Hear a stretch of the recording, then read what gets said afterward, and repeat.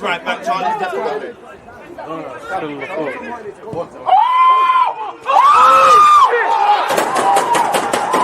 People deluded, I'm back again. Come on, Ian. Come on.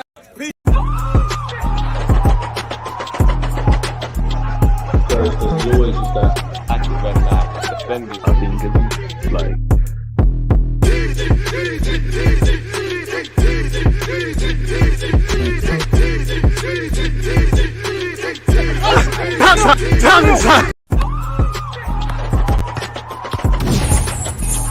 There's always just that active red flag defending. I think it's like.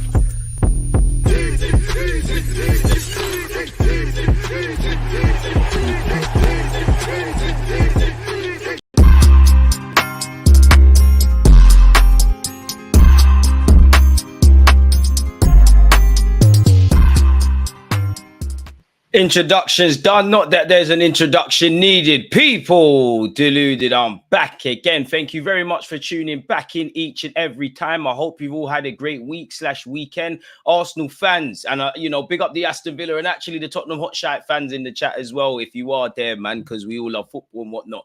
The only thing that can make this weekend better, with evidently, giving thanks to our mothers. Happy Mother's Day to all the mothers out there. Seeing Arsenal in dramatic circumstances get 3 points and continue our rich run of form. 8 games on the spin now.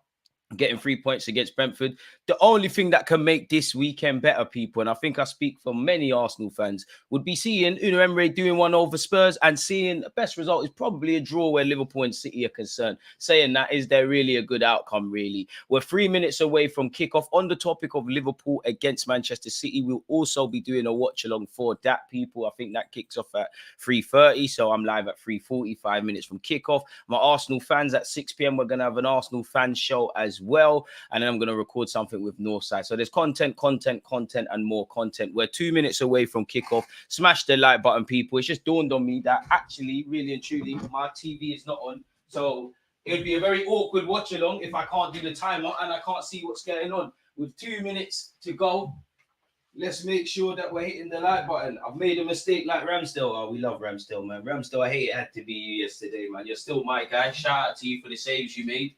And also, what else did Ramsdale do in that game as well? Denying Ivan Toney. Ivan Toney tried to disrespect my team yesterday. I genuinely can't believe he did what he did. Let's mute this as well. And let's go, people. Actually, I've just had some content inspiration as well, people. Hit the like button and whatnot. As I said, I'm always working for you lot. There's 3 promises in life. Death, unfortunately, taxes, and DG vids. And again, just on that topic of Ramsdale, sorry folks, I need to write this down. When you have an idea and you just need to get it popping. We're a minute away from kickoff, people. Assessing Ramsdale mistakes, West Ham, Brentford, mistakes in general, versus Brentford. Is it psychological or form? What's his mindset like? All right, cool. We're going to leave that one. I'm going to try and get that done. I'm actually going to try and get that done at least to come out on Tuesday or something. So, yeah, man, big up you lot in the chat. We're back on. As I said, always working, man. Kickoff is imminent. I must admit, people, I'm a bit unclear as to what the minute applause is, people. I think, unfortunately, an Aston Villa legend has lost their life. So, thoughts are with them and their family. And big up everyone showing support and whatnot. Come on, Unai Emery, man. Seriously, Emery, come on. If I'm honest, I'm going to go with 2-1 Spurs. I don't want to praise them, but I think Postecoglou's a good manager. I think he's got good systems. I think they're getting a good 11. I actually think they should sign Ivan Toney. If I'm honest with you, I look at Spurs. If they got Toney, it'd be lit for them, if I'm honest. And it's Ollie Watkins' watch, because on the topic of Toney, he did well yesterday, even though Saliba and Gabriel pocketed him. We know the dynamics of getting Ollie Watkins from Aston Villa and getting Ivan Toney from Brentford, where Arsenal fans are concerned, are completely different. But for me, I personally believe if we just talk humanly with Arsenal fans, I think if you rate Ivan Toney and you really want Ivan Toney at the Emirates, I think you have to rate Ollie Watkins. Spurs are kicking off today, people. It's a wet, windy day in Brum. Now, Birmingham's a tough area. I think this is you know what? I'm going unfortunately, I'm saying 2-1 Spurs. Douglas Luiz to get an assist from a corner or something. It feels like one of those days, man. set pieces, there's wind, things can happen. Pardon me, I hope it's a typical Premier League game. I hope it's cagey. I hope it's filled with drama. I must admit, I want Aston Villa to win, but I don't rate Konza. Here he is in possession. He's found Matty Cash, who's playing right back. Emre's doing his dodgy tactics. Leon Bailey, arguably the only winger better than him in the Premier, Saka. I can't lie, this looks like a good start to the game, people. We're going to have to wait for it to settle. It's only been 30 seconds, but it looks cagey. Offside flag's gone on. I watched Villa versus Ajax and Villa stank. Bro, I love Emre, but you can't watch Emre's team and expecting them to have a style of play. Emre, I think he was done quite dirty at Arsenal towards the end, even though he needed to go. But he's a liar, man. If you remember when he signed for Arsenal Football Club, he said, I'd rather win 5-4 than 1-0. He's a liar, man. First comment, big up yourself, Camster. Score prediction, Aston Villa 3, Spurs 1, John McGinn on FPL, man. He is going to bag today. Son in possession. If I was doing a Spurs Arsenal combined 11, I don't think many of their players get in our team, but I would say Son. You could say Son and then Doggy left hand side if he did Arsenal Spurs combined 11. To be fair, I'm not having their centre backs ahead of ours. I rate Van der Veen, good signing from the Bundesliga for Spurs, but I'm not having him ahead of Saliba or Gabriel. I'm a big fan of Romero, but I think he's kind of overrated. I think Van der Veen's better than him. Not having them. Right back, I'm going Benjamin White, 100%. Midfield, Wolf. Maddison in the 10, Odegaard, Declan Rice, if you want to be kind. On the right, Saka. On the left, Son. Through the middle. But hey, Kai Havertz, a current form, shameless one. It looks cold out there, man. It's freezing. It looks wet. It looks windy. I don't want to sound like a passion merchant, but it's going to come down to who wants it more. And there's some interesting battles all over the field. I think Romero's a top centre-back. I mean, the man's a World Cup winner. Van der Veen, I think he's one of the signings of the season. There's some good individual battles. Leon Bailey, I don't know what dribbling tech that was, but he's fallen over and the ball's gone out. Obviously, Maddison, and he's from Coventry, which isn't too far away, so he's around his familiar area. If you haven't hit the like button or subscribed, then what are you doing, folks, man? And appreciative to have you lot tuned in. As usual, again, we're watching Liverpool City straight after. I say straight after this, but that's Sly Cap. It is after this, though. Oh, sorry, folks. Well, it wouldn't be a DG watch along without, you know, them demonetizing it. Let's appeal it. Any questions, predictions, talking points? I need them, folks. Let me just deal with these technical issues. What the hell is this about? Oh. Get back into the game in just a sec, folks. Maybe what I should do. And again, I've got a busy day, people. We got watch-alongs, we got fan shows. I need to get a tactical video out for you lot. I need to begin the process of this Ramsdale video I want to make, and so on and so forth. Let me make sure this is all good, man. All right, calm. Let's get back into it. Big up yourself, T. I would only take in Doggy. To be fair, generally, players I would take from Spurs at Arsenal, Destiny and Doggy, Van der Veen, Van de Ven, whatever. Romero for the bench, another centre-half option. Destiny and Doggy, I think Arteta would have a field day with him. Son Heung-min, I'm a big fan of Bentancur. I don't know if I've said it, but James Maddison. I rate Basuma, but I don't rate Basuma like how I used to, if that makes sense. He's looking a bit beaky, really and truly. James Maddison in possession. What a player he is, man. We could have had Odegaard in the 8, you in the 10. Could have been lit. Villa Park, a fortress this season, 3-2 Villa. I hope so, because, you know, unfortunately, we went to these lots' place, and even though I think the performance warranted victory, evidently, if you don't win the game, you didn't do enough. Destiny and Doggy's fouled there. Brennan Johnson, Son Heung-min. It's a good game so far. Good little start in his first 4 minutes. Anyone, whether it's an Aston Villa or Spurs player in possession, players are around them snapping at the heels. Emi Martinez and Douglas Luiz trying to play out from the back here. Longley. Is it Longley or Lynette? Always get his name messed up. Ollie Watkins could be in here. He's picked Romero. Go on, Watkins. Great defending by Van der Veen. He's a serious defender, man. He's a serious defender, man. I like him a lot. The only criticism I could say about him is he plays for these lot, but it sounds silly, but he's a very good reader of the game, as you need to be a defender. He's composed, got a good run of pace on him. Coop for Spurs. Son loses it. Son, of all people, loses it. Yuri Tellemans. Why does he pull it out? Ollie Watkins is still down. Where would you say Emre ranks in the Premier League? Big up yourselves, True Guna. I assume you mean, well, you're an intelligent man. I don't think you're asking me all-time managers will be here all day. Right now, let's see. Let me actually break this down. Emre. I'm having De Zerbi over him. I know De Zerbi's rubbing out, but I'm having De Zerbi. I'm being a bit biased. I like the way De Zerbi tries to manage his team. So not to belittle Emre, he's experienced. Listen, it's Unai Emre, and he's a serious gaffer. But I'm having De Zerbi over him. But for me, I'd rather De Zerbi over him. I think Emre's clout is stronger, but I'm having De Zerbi over him. Wenger, I said Wenger, Arteta, sorry, Mikel Wenger, better yet. I'm having De Zerbi, Arteta, Klopp, Pep, obviously. They're above him. What other managers are there in the Prem?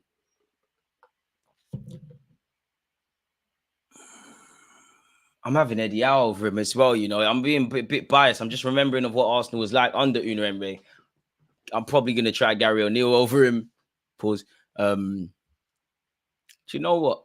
He's better than a lot of these guys, but I'd rather them. He's a better manager. Well, he's got stronger clout than Postecoglou, but I can't lie, I'd rather Postecoglou. Like, I just really don't like the way Unai Emery's team set up. Take nothing away from what he's doing at Aston Villa, if I'm honest. Watkins ran into a brick wall. He did. Kulusevski. Oh, I don't know if I said him. I have Kulusevski at Arsenal. Basuma aims to switch possession here. He's found Destiny and Doggy. Yeah, Destiny and Doggy look like he controlled it with his chin. Who has he found? Son. Is he going to use his right peg and Doggy? Saar. Pedro Porro. Good fullback in their system. Kulusevski's on this right-hand side. He finds Pedro Porro. I don't think there's an offside flag.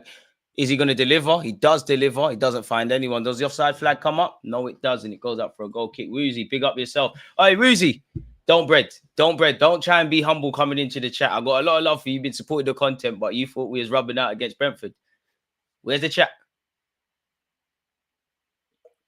No, there's no allowing it. You wasn't allowing it. And then you see what Kai Havertz doing. What's Mason Mount doing for you lot?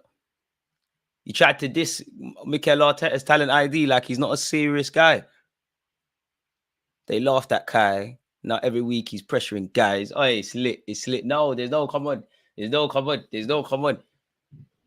Come get your 3 points back, man. If you've come to the Emirates and not got 3 points, come get your 3 points back, man. United need to get David Moyes back because he done what Ten Hag couldn't do.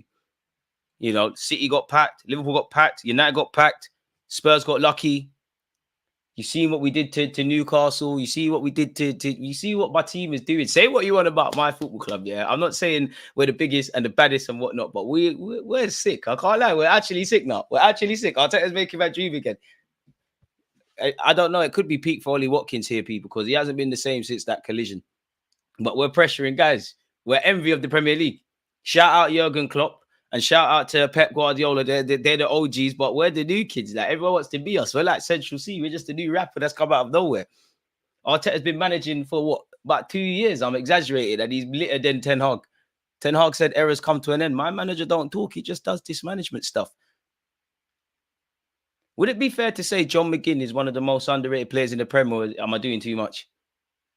I like John McGinn, man. If he was, I don't believe this, but it's a cliche. If he was Spanish, if it was John, I don't know his Spanish name actually, John Gutierrez or something, they'll be gassing him.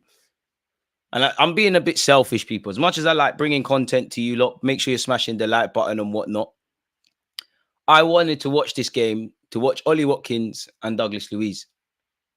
It's just a shame. He's going to cost a lot. Afternoon, chaps. Coming live from the kitchen as I rustle up some curry chicken and rice for my wife, mother, and Nana for Mother's Day. Big up you and shout out the women in your life and bigging them up on Mother's Day and everybody else, man. Literally, none of us would be here without a mother. Well, in the present day and age, it depends what people want to identify as, all inclusive and that. But yeah, big up the mothers out there. Shout out my mum and my sister. I got so much people that tried to be mothers in my life, and you've only wanted the best. And I appreciate all of them for persisting with me, man.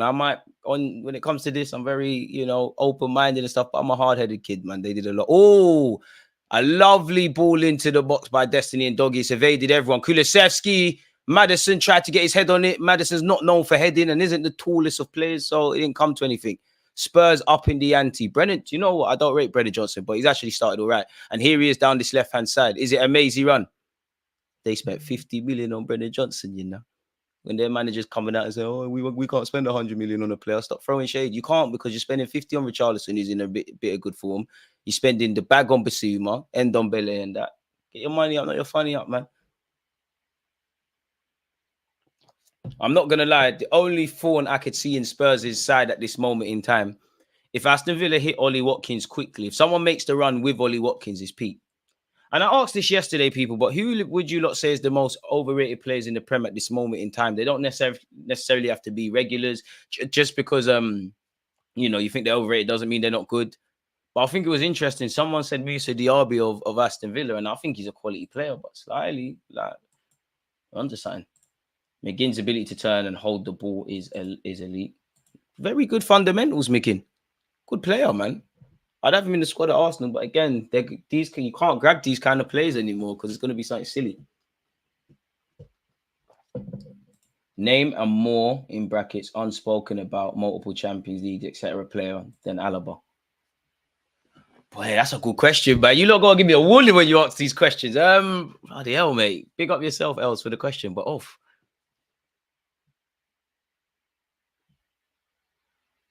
I'd really need to sit down.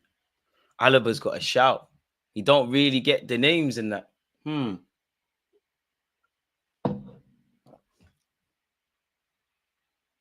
Late tackle by Ollie Watkins on Romero. They're starting it.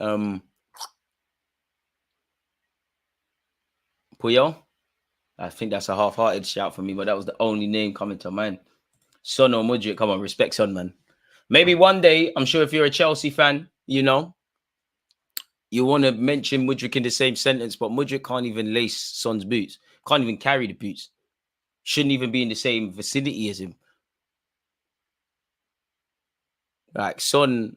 Ooh, speaking of wingers, Brennan Johnson just sent John McGinn for a bagel. As I said, as much as I don't rate him, he started well. Kulusevski's an interesting one. When I look at Kulusevski, Cole Palmer, Phil Foden, like they're all playing right wing, but they're not right wingers. And I guess in this day and age, you have to be multifunctional. Pardon me. Spurs look the more likely to get in behind the defenses right now, but a lot of it is just a lot of this game so far just being played in the middle. If you're Emery and you look at what Postecoglou's doing, he's a good manager. He does that innovative new manager stuff, inverted fullbacks and all that crap. So you knew the midfield was going to be peculiar. If you know anything about Emery, and Postecoglou obviously does, Emery sets his team up well. Emi Martinez has played a straight long ball forward trying to find Ollie Watkins.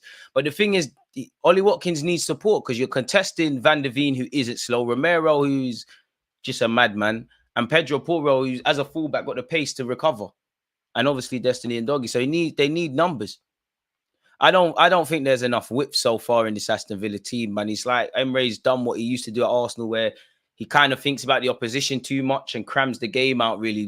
Bailey's playing almost as a striker. Fewest touches in the game. Bailey's had 2, Luka Dean's had 2, Watkins has had 3, Douglas Luiz has had 5, and also Pau Torres. So these are the players that you would expect from an Aston Villa perspective to get things going on the ball, etc., etc. If these players are being stifled 30 minutes into the game, whether it's because of what Spurs are doing or what Emre set them out to do, you're making it harder for you to win the game. I've seen Emi Martinez, here he is again. People, make sure you're hitting the like button. People act like McGinn just works hard and is a Milner type, but man has mad tech as well. It's true. And I'm not saying you're saying this, T, but I've always said this. I think people are disrespectful to even Milner, like referring to him as that. Like people move like Milner never had tech. Like he was just playing for 20 years. Milner was a bad boy footballer. There's a reason, ironically, we're watching Aston Villa under, who was them? Was it Martin O'Neill? There was a season where Aston Villa, they had night kits. They had Ashley Young. They had Milner. They had a couple other players. They were lit. There's a reason he went from that to winning stuff at City. Obviously, even though he was getting on a bit, he was a key player for Liverpool. He went to Brighton. I think he's still there. And he's relatively, got a higher stature. Milner's got serious ability. Aston Villa could be in here. Yuri Tellerman, shot blocked. This is why Arsenal didn't want you. Milner was sick, bro. Milner's passing range. Bro, Milner was lit, man. Milner had a serious technical level of football. I think James Milner's problem is a gift and a curse. Like, if he was a young man now coming up in the game, he'd be a manager's dream. I think Milner's biggest strength is his curse, in that he's very intelligent. He's technically sound. It sounds dumb because you should be able to understand football, but he's a really intelligent footballer. And you're a jack of all trades. Like, he could play centre mid. He could do a job at right back. Not so much now, but he could play out wide. Can put Milner in a lot of places. He's a perfect player for the squad. And obviously, sometimes that goes against you. Romero skipped past Ollie Watkins. How long before one of them gets booked? Douglas Luiz been a bit quiet, but he's tried to play it forward here. I thought Bailey was fouled, and he was. Van der Veen saying he got the ball. Boy, John Gattuso. That's Italian Broski, but still, big up yourself, Richard. Villa are very narrow. Did we expect it? I can't sit here and say I watch Aston Villa week in, week out. But from what I remember of Emery, this is typically how he sets up. Obviously, throughout, you know, if Emery's got 10 Premier League games, there might be 10 different formations and different ways of playing. But I remember him at Arsenal. There was a focus on being rigid, kind of what Arteta's doing now, but Arteta's thing is better. But they're very rigid. And I think they're too rigid. Obviously, if you provide more width in your team, then naturally there's going to be more width for Spurs and Brennan Johnson on the counter-attack, Son in 1v1, you know, Kulusevski in the pockets, Maddison making late runs, and with his technical ability, I think Emery's thinking too much about that, and that is the curse. But you've got enough quality in this team to ask questions. You need Bailey isolated 1v1. Luka Dean, a very attacking fullback. You know, you've got Matty Cash on the pitch as well, which is just essentially another bit of defensive cover. Speaking of Leon Bailey and obviously Matty Cash, they've tried to play 1-2s. It hasn't worked out. Prediction for Liverpool City, DG? I think Liverpool, you know. I think 2-1 Liverpool. I'm saying 2-1 Spurs today against Aston Villa, obviously. And then that. Apparently, Emery's won all 3 games versus Tottenham as head coach of Aston Villa. All good runs come to an end, but maybe there's a bit of a hoodoo to be had here, people. And appreciative to you lot tuned in so far. Oh, what's that? Oh. Hello? Oh, froze. You should do a link up with X. My G would make for a good laugh when you're in that Joker mood, DG. Dominic, they say, I've got a sense. Big up Expressions and his brother Rance, man. Big up Rance. Real solid dude. Pause. But They say I'm boring, mate. Not that I tried to be anything. I say I'm boring, mate. I can't lie. I hate Spurs and I want them to lose, but I low-key need that Timo Werner upgrade. What do you mean by that? Hey, DG, Ivan Toney doesn't play for Spurs. He doesn't, but I think they should buy him. They need a forward. Like, they ain't. I'm not saying Ivan Toney replaces Harry Kane, but Toney with Son, Kulusevski, Maddison, it's lit. Ivan Toney would become one of them players that Arsenal hate. Like, Ivan Toney is a bit like, I guess, Benjamin White and Robertson and Mupé. These are the players that you despise. You love them if they play for your club, but you despise them when they play against you. Pedro Porro's delivered. It's headed out by Aston Villa. There's no real width on that. I thought that was a foul. That was a late one on the Aston Villa man. John McGinn has just skipped past Maddison and he set Douglas Luiz. He has Ollie Watkins. He's offside. Surely, that's terrible. Is he offside? If you're not offside and you don't score, oh, you're shit, Ollie Watkins. I take back everything I said. You better pray the offside flag comes up. Pedro Porro's got an important touch. Ollie Watkins, you better pray to God that is offside. It should be 1-0 Aston Villa. It's a fantastic breaking move. John McGinn's done so well. He's set Douglas Luiz. Bailey's held his run. Watkins is onside. It's a good ball by Douglas Luiz. Someone who's in great form. He's tried to square it, which I have to give Watkins credit. He's tried not to be greedy. It is the Lord's day, but you've got to score that, man. You've got to put that in the back of the net. I should have clarified. I got his card on FIFA and he gets an upgrade if they win. I hear it, Anthony. The game's the game, but forget them video games, man. We need losses in real life. I think Toney goes United. I've said it before. I think Toney, I don't think he's going to be anyone's first choice, but I think he's someone that all these teams, they'll go abroad or wherever, they'll try and get other targets, but they know Toney's available. And I think when you look at Ramos Højlund being out for Manchester United, Toney could come in. Obviously, he can share the burden on the talented young Højlund. I think he fits in at Spurs. I think there's logic. I don't think he's my first choice, but I think there's logic with Ivan Toney signing for Arsenal. Chelsea linked with him and they need a striker. So, yeah, free kick to Aston Villa here. It's been a low-key affair so far, but that is the first significant moment of the game. That's the first thing that's going to probably be added to the highlights for Match of the Day later. And it should be 1-0. You better hope Gareth Southgate isn't watching. John McGinn and Douglas Luiz over the set piece. Douglas Luiz jumps over it. John McGinn delivers. It's a good ball. Vicario's got an important touch on that. And that's a horrible touch from Brennan Johnson to be throwing. Ollie should have kicked that. Should have put it in the back of the net. Oh, I've got Toney. Oh, that's a madness. Good looking out there, man. What the hell happened there? Sorry, my bro. That's a good looking out, K, man. Good looking out. Who are we missing in the Spurs lineup if it's not Toney? I'm trying to talk him to Spurs in existence. It was offside. So, yeah, he bust case then, man. Who are we missing? Son. How could I get that wrong? So let's edit that. Technical difficulties, man. Hey, you're the only guy that's alert today, man. That's how you know it's an early morning kickoff. What number is Son? 7. It's a long throw into the box. Ollie Watkins wins the header. Douglas Luiz. See, Douglas Luiz come to the carpet, man. Ref. Matty Cash was crashed out there. Oh, ref don't agree with me. It will be a throw-in for Aston Villa, however. Let's go over here. Oh, almost clicked off the time for you lot there. Sorry, folks. Let's get that. Yeah, no Ivan Toney at Spurs. We're back now. Come on, my guy. Appreciate that. Luiz or Zubamendi? I'd rather Zubamendi. But a lot of it with Luiz, I mean, it would be unknown with Luiz as well, but a lot of it is unknown with Zubamendi. I think he would be great for Arsenal. I think he's a sort of midfielder that we need. I think he's very intelligent, but I can just see how Douglas Luiz fits into what we're doing. You never know with Arteta. How we played last season is slightly different from this year. You might change up the whole scope, but Luiz and Declan Rice with Odegaard, woof, cute miners, social joins. I know there's a reason we've been part of the family. Lit as well, but I think that one's out of the question, man. He'd be lit. We should have got him when he was at AZ Alkmaar. He's obviously now at Atalanta. He could play a couple roles as well. We need them midfielders, man. Like, obviously, Douglas Luiz is amazing. But through 90 minutes, he's not going to do amazing things. He just keeps things ticking. Like Jorginho, obviously, Jorginho's passing yesterday, as it always is amazing. But he just does the right things over 90 minutes. It looks like Aston Villa have woken up a bit in an attacking sense, and they've had a sustained bit of pressure here. Has that gone out for a corner? I'm not too sure. The camera angle wasn't the best. Most overrated player is probably Guardiola. I think Jeremy Doku. I told you, look, Guardiola is bookie, man. Anyone that watched the last World Cup and the last Euros, he's a good player, but he goes to sleep. As a defender, if you go to sleep, you're in trouble. Solid appearance on AFTV yesterday. Hopefully they see what you bring to the table by having you on. Appreciate that, man. Ran over to the Emirates, and it is funny. They were buying my jacket, man. Like, that's a young Tommy Hilfiger thing, man. People are like, I'm wearing the Ruto.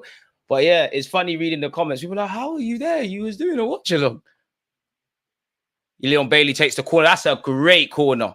And there's not a single Aston Villa player attacking that. That's terrible. Can't lie, Telemans, there's too much square pegs and round holes in this Emre system at the moment. It's working because they haven't conceded, but Telemans is not in the right position to me. Bailey isn't in the right position to me. Again, Emre knows more about football than me. I'm just an armchair expert, but you get the point. Pedro Porro to take this throw. And it's been a decent 23 minutes. As an Arsenal fan, I want it to get better by these lot conceding. And I'm not talking about the villains. Douglas Luiz, Telemans, back to Douglas Luiz. Douglas Luiz to Leon Bailey. Come on, Bailey, man. Bailey, that's poor, man. You're letting us down.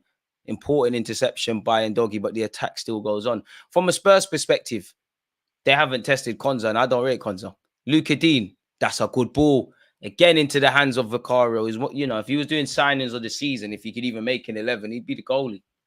Bailey is looking better than Diaby. He's better than him, man. He's Jamaican.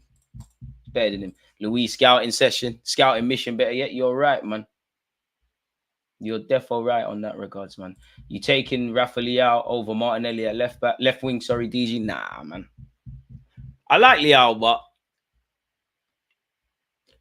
I think he's slightly overrated. I rate him highly. I think his ceiling could be higher, but I think he's a bit of a one-trick pony. I don't think he's calculated enough. I think he's very emotional. He's on a bit of a goal drought at the moment. And I think you have to play a certain way, which, based on how we're deploying Martinelli at this moment versus last season, I think you kind of have to play the same way for Leao. I do think he could be converted into a striker, but it'd take a lot of work. But yeah, man, I'm not dishing Martinelli for that. Seedorf, yeah, to be fair, to go back to that Alaba question, yeah, do you know what? Seedorf, man. Seedorf. Rubbing me out, bro. Rubbing me pause. Like, come on, man. It's Tommy Hilfiger, man. Say nothing. When you don't get the subscribers up, we do more. So it's a Naruto thing. Any brownies that like anime, shout me. Nah, DJ, I disagree. I hear that, but that's the beautiful thing about football, man. It'd be boring like life if we all felt the same way. I'm open to being proven wrong, but I don't rate Leao that highly. I think he's a baller. Like, I like him. Oh, there's Douglas Luiz and Maddison getting into it. Yes, sandbags. Hit him. Hey, cuss your mom on Mother's Day. Bang him, man. Yes, man. I don't advocate violence, people. Like this has no place in football. No place. This is horrible. There's kids watching this. This brings a tear to my eye. I don't want to see this. I'm scared. I'm scared. Douglas Luiz, keep going, man. It's a shame I have to hate on you, Madison. You see, if you stayed at Leicester or went somewhere else, it'd been all right. No clue what that was about, but yeah. Aston Villa in possession. Curse of the commentator, Destiny and Doggy. You can see my vids 2019. I was telling man about him. Kulusevski. What can he do? Puts it onto his left foot, puts it into the box. Douglas Luiz applauds his keeper, Emi Martinez, for collecting it. Telemans is meaty, man. He's fouled there, but yeah. Cam Madison fight his way out of a wet paper bag. Probably doesn't want to be messing with Douglas Luiz. Bro, you don't want to be fighting South American duns. Come on now. Speaking of devil, Douglas Luiz, has he found Ollie Watkins? Ollie Watkins has a lot to do. That's poor from Watkins. Pedro Porro deals with it. That's poor, man. Watkins needs to wake up. Pedro Porro's done well on that recovery run a couple of times so far. Poor Watkins needs to wake up, man. Guardiola had silly hype. I'll give him first season grace. After that, he's on scrutiny watch. I think he's a baller, man. He just, like you said, he's got to learn. I think he's just prone to moments of madness. James Maddison. Oh, can he find Son Heung-min? He has, actually. Oof. Can Son bring in a teammate? He finds Kulusevski. Kulusevski, can he shift it onto his left foot? Shows too much of the ball there. He still has the ball, but he's allowed Aston Villa to temporarily recover. Well, in fact, he's offside. The flag's gone up. Watkins sleeping today, man. He was up watching porn yesterday, man, or something. He's not playing how Watkins normally plays. Can Maddison... Oh, sorry, already seen that. Gomares or Douglas Luiz at Arsenal? I prefer Gomares, but it's fair to say that one's never happening, isn't it? Luiz and Bruno Gomares were instrumental in Mid-Park when Brazil won the 2020 Olympic gold. To be fair with you, I'm reaching a bit, but between Bruno Gomares, Paqueta, and Douglas Luiz, Edu, 2 of the 3 should be at the Emirates right now. They should be, especially Gomares, because he was there at Lyon, man. He was there. But everything happens for a reason. Not going to lie, DG killed it with the AFTV interview. Thank you, my guy. Appreciate that. Trying to get the name out there. Brendan Johnson. And don't forget, people, while we're going to enjoy Aston Villa Spurs, and we are at this moment in time, it's Liverpool City next, and we'll be watching that. Kulusevski. Oh, poor pass from him. Don't say that too many times. He's found Bailey. Leon Bailey. Poor from him. Use your right foot. None of these left-footed players, even Destiny and Doggy on occasion, none of these left-footers like using their right foot in it. Oh, that's a ball from Maddison. Aston Villa are lucky that Son couldn't bring that under touch. Maddison's a baller, man. Absolute baller. And you see why I like Maddison? He's got the attitude with it as well. Guys like Maddison, when you play them in Sunday League, God forgive me, but you have to say watch after the game because they talk and they're lit. Ollie Watkins has it for Villa here. Shields the ball very well, if I'm honest with you. Finds Matty Cash. Leon Bailey, what can he do? It's in a threatening position. He's pulled it across. Spurs haven't dealt with it. Cash gets a touch on it, but it's gone out. There's Aston Villa appeals for a corner. Personally, first time around, I didn't think it was. Let's see what happened there. Great hold-up play from Watkins. Best thing he's done all game today, really. Cash played it in behind to Bailey. Bailey's pulled it across. Basuma's not dealt with it the best. And yeah, Spurs restart things. So far, the deadlock is yet to be broken, people. I won't quite say it's a low-key affair. It's not been a boring watch, but it's primarily been played in the middle of the park, occasionally against the run of play. Both teams have quote-unquote threatened, but they've just cancelled each other out right now. Might need to wait for the second half for people naturally to get mentally fatigued and tired legs to start creeping in. Or maybe the first goal goes in and the game just explodes into life. I know I said 2-1 Spurs is my prediction, but I can't see 3 goals if it keeps going on like this. A lot of turnovers from Spurs. Would like to see you and James in the discussion, bright young football minds. Big up James, man. Oh, Son couldn't find them. Aston Villa, that is terrible. They've dealt with it now, but had Kulusevski have intercepted that and scored, boy, what's going on there? John McGinn, one of the most slept-on players in this league. He is. Because it's not John Gutierrez, as I said. It's not John Gutierrez. Who'd be the most underrated players in the Prem? John McGinn's up there. Luka Dean? Not saying he's the best fullback, but he don't get enough hype. Konza is crap, man. Konza's made a mess of that, but somehow he's got away with it. Has he? He's in trouble here. You don't want to lose the ball, Konza. You might have to put it out for a throw. Well, he's actually earned the throw. Boy. All right, get on to Robbie, man. Get on to Robbie. Tell him to set it up, man. It's not on me. It's not on me. It's on them. 15 minutes to go of this first half, folks. Ben White, therefore, up there with underrated, but he's starting to get his flowers now. Thoughts on Loftus-Cheek revival at Milan? You think it's because Serie A's level is lower or Chelsea just kill everyone? I know he's always going to have injuries, but I think he just needed a clean run, man. He just needed a clean run. I guess a bit of it is Serie A tax, but he just needed a clean run. Loftus-Cheek's always been a quality player. He just needs to stay fit. He's doing his thing. Big up yourself, Sadiq. I heard Naruto being mentioned. Who's your favorite character? I weren't really a Naruto fan like that, you know. Like Dragon Ball Z is the only anime that Afro Samurai is what I was into. Like I couldn't tell you Naruto characters. I've watched it a couple times, but I couldn't tell you all of that stuff. Like I weren't really on the Naruto thing. Like, if I'm honest, Luka Dean 100%. There you have it. I mean, what would be lovely in a game like this, if I'm honest with you, is a goal either way. Opens things up, ruins halftime team talks. Shh. Ollie Watkins, he's not playing rubbish, but it's like you're not really doing the Ollie Watkins stuff today, are you? Really? Let me see my football. Let me see my Arsenal Fan TV interview comments. Should we read out the comments? People, how the game's going on? Let me see. Where is my vid? Spurs is Sarr in possession. Ooh, chopped in two there. That's gonna hurt. There we go.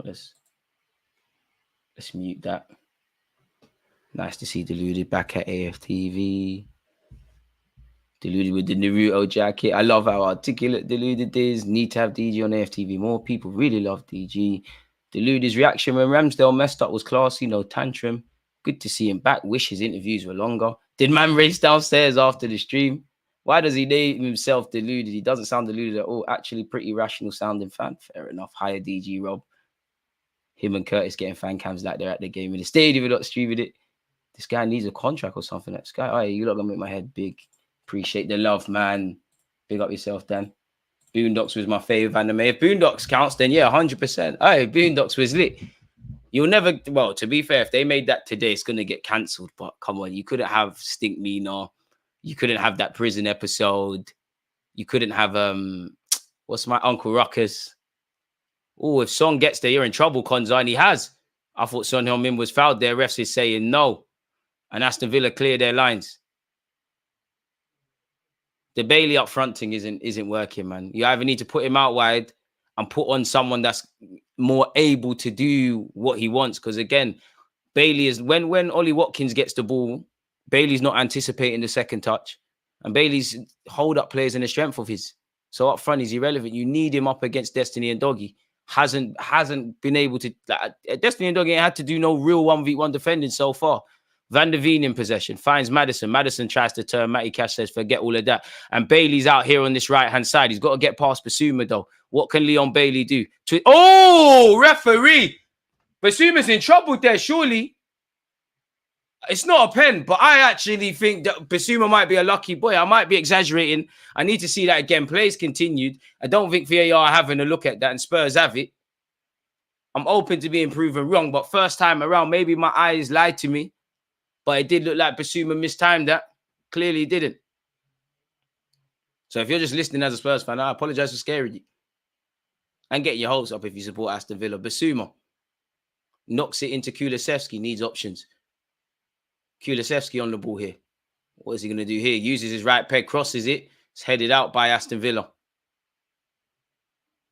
It's here with Brennan Johnson. What can he do? He's up against Matty Cash, twisting and turning, bobbing and weaving. Surely a corner. Oh, no, fair enough, Emi Martinez. If you kept that on, that's crazy. Yes, if it's not anime, yeah, man, crazy. I was in the comments telling them, man, they are sleeping, big man thing. Can't be slept on forever. Appreciate that, man. Loftus-Cheek is a good player. He's had knee injuries. Serie A been good for him. English players should go abroad more. When you look at Bellingham, Tomori, Loftus-Cheek, Alamola Lookman at a point, you should, man, see the world. Ainsley Maitland-Niles even. Obviously, he's currently in France. I could be making this up, but I feel like Ainsley Maitland-Niles spent a year in Italy, I'm sure. You defo left Arsenal on loan and went somewhere. It could have been Roma, but do I necessarily believe that? You under Jose Mourinho, was that a thing? You must have. Yeah, you did go Roma. I completely forgot Ainsley Maitland-Niles went Southampton on loan. Hey, he's been about, man. Big up Ainsley, man. Hey, lenders and whatnot. 10 minutes to go until the end of this first half, people. Emi Martinez, long ball forward. Aston Villa appealing for a foul. Watkins ain't going to get that. I don't think there's anything in that. Roma with Jose. Off topic, on the topic of the last game, do you think we have moved on from the likes of Jesus and Zinchenko, considering we've done so well without them recently? I mean, it's been 8 games and a great 8 games, but 8 games out of 38 on the Premier League season where they've been used more and even off the base of last season. I just think it's different horses for different courses. Sometimes you know, injuries happen and you get into a good run of form. I guess Mikel Arteta is moving away from them to a degree. I do think, not that our team has left Zinchenko, but I think Zinchenko was here to lay the framework of this inverted role stuff. It was a means to an end at the moment, and he's gone from being the first name on the team sheet to someone that could be utilized. For Jesus, I don't think we've moved on from him. I think, obviously, we want our strikers to score goals, but I think people really underestimate the workload that you have to do to play up front for Mikel Arteta. But I would say, I do wish we would take a leaf out of the City handbook in that you utilize Jesus up front, out wide. He's part of the squad. You're not living or dying by him being fit or making a difference. Zinchenko the same. Pardon me. Exactly. Arteta said we got one of the finished squads. They can still be used. If you want to go from being a squad player to first name on the team sheet, when you get your opportunity, take it. Ainsley won the Conference League, the first one. Shout out to him. Look at that. You look back in your career, you've played at Arsenal, won a couple of FA Cups, you've been capped by your country, playing for a big club in France like Lyon, obviously earned a lot of money, and you've won the Conference League and been coached under Jose Mourinho. That's a decent career at only 26 years of age. I still wish we made there was an opportunity to make like 30 million off Ainsley Maitland-Niles at a point. What was it, after we won the FA Cup? Either the FA Cup or the Community Shield. Jesus still the best at hold-up play in the squad. Do you know what? I agree and disagree, you know. I agree and disagree. Because could you argue Kai Havertz? It's not the sexy one. Like, obviously, he can do the layoffs and he's a good player. It's not sexy like Jesus with the Brazilians.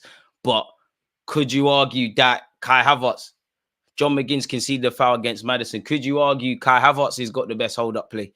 Brennan Johnson, could he be in here? He's up against Matty Cash. It's hit the midsection of Cash. I guess all defending counts, but Brennan Johnson's tried to find Son. It ain't worked.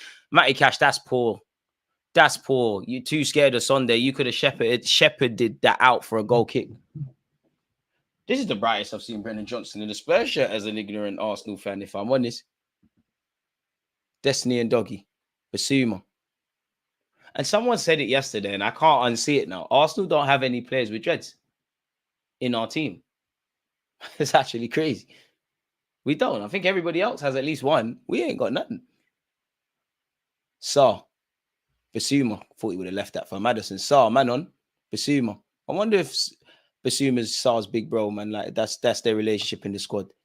Destiny and Doggy up against John McGinn. Leon Bailey, you weren't going to get there before Van der Veen. This guy is a serious defender, man. Serious defender. Might be reactionary, but Kai's hold-up play been looking good. As for Zinni role, White does it, but with more defensive discipline. That's where Arteta's got to find solutions. You know, you've had to cope without, you know, in many ways, Arteta's having to revamp the system, if I'm honest. Now, he bought these players, but, you know, Thomas Partey is a great player for us. He was even playing right back. Arteta always says in the press conferences, he's one of the most important players, blah-de-blah-de-blah. But if you're not fit, you have to find a way against that. Obviously, I think a bit of seeing Benjamin White invert more is because Zinchenko is not about, and that's not really Kyrgios's stuff. But you are right. It's down for Arteta to find different alternatives. And again, going back to what Social Join said, we need a squad. There's going to be times Benjamin White might have to invert, even if Timber is there and whatnot. There's times Ben White might be on the bench. We've got one of the finished squads. We need to utilize that, man. So I do like the fact that we found internal solutions in that regard. I actually think Partey's with a hefty heart, with a really, really big, hefty heart, I think Arteta is going to have to trying to move on from Partey, because you look at the cogs in the side. Gabriel, probably Mikel Arteta's most important signing, slyly, based on how it is. Martin Odegaard, who has a key for that as well. Partey in the middle, now Declan Rice. And you can't underestimate the Zinchenkos and the Jesuses at a point.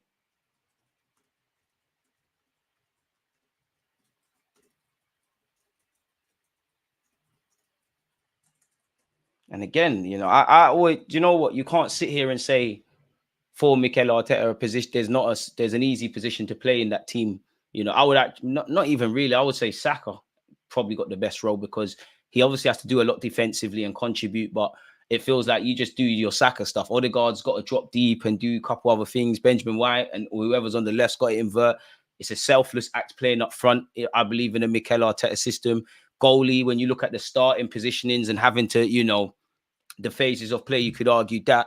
Centre half, more so Gabriel, I believe in build-up play. I think there's more of an emphasis on Gabriel building than necessarily Saliba's. Benjamin White, you obviously need a lot of intelligence to play that inverted role. So I can't really say there's an easy position. Midfield, you've got to do a lot as well, dependent on what's required. Within Jorginho's limitations, he does a lot. Declan Rice, 1 minute it's 8, then it's 6. It's quite interesting, man. It's quite interesting, if I'm honest with you. What isn't interesting at this moment in time, if you're looking for goals, might be today, because it's still 0-0, as we've got 41 minutes on the clock, folks. Jesus got that low center of gravity game against the big defenders and looks better on the eye. I think it's even, man. I lean towards Jesus, but Havertz' one is lit as well. I think it's lit, even, actually. Obviously, like, Jesus' one is sexier and whatnot, but I think it's even. I know Havertz's one don't look pretty, you know, he's 6 foot odd, awkward running style and whatnot, but they both draw fouls. And I would say Kai Havertz is a bit more cuter with it. Like, obviously Jesus looks for fouls, but he's a bit more honest with it. Kai will do the dark arts. Destiny and Doggy has found Brennan Johnson. Brennan Johnson up against Matty Cash. Looks to take him out wide. Gets a crossing. Unfortunately, it's into the hands of the Aston Villa goalie. Oh, and then AS Semi-Dreads were forcing it, but I hear that. Jesus' ability to hold the ball up is elite, but Havertz is better aerially and has better movement. They're both awkward and make defenders panic. That's true. Oh, movement. I disagree with the movement comment, though. I think you're sleeping on Gabriel. Maybe a bit of recency bias with, obviously, Kai Havertz. But you are right. Havertz, as I said in the apology vid, if he doesn't score, he's not. It's a bit like Martinelli, actually. But very different. But if Havertz doesn't score, when you look through the highlights, he's not far from the crime scene. But Jesus' movement is elite. Look at us. Look at I know this is an Aston Villa Spurs watch along, but look at the conversations we're having, people. Speaking of conversations, we've got 87 likes. Can we keep going? John McGinn looking for a foul. Surely you're not going to get that. Surely you're not going to get that. No way could you get that. He got that.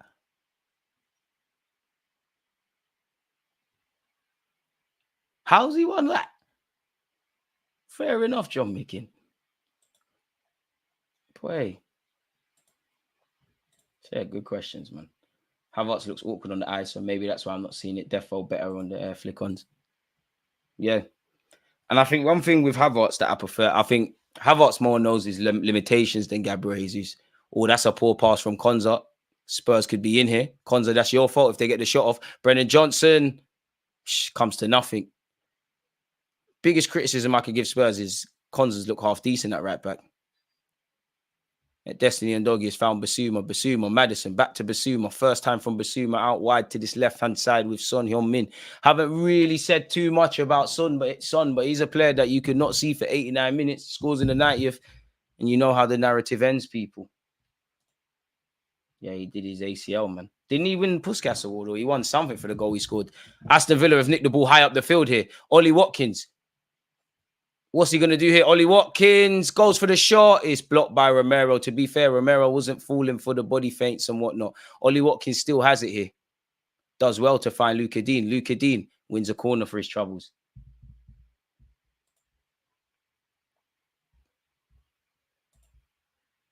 I would say with Havertz, though, even though he's not clinical, I think this is a fair thing. I think he wants to score goals more than Jesus because he just gets in the box a lot more.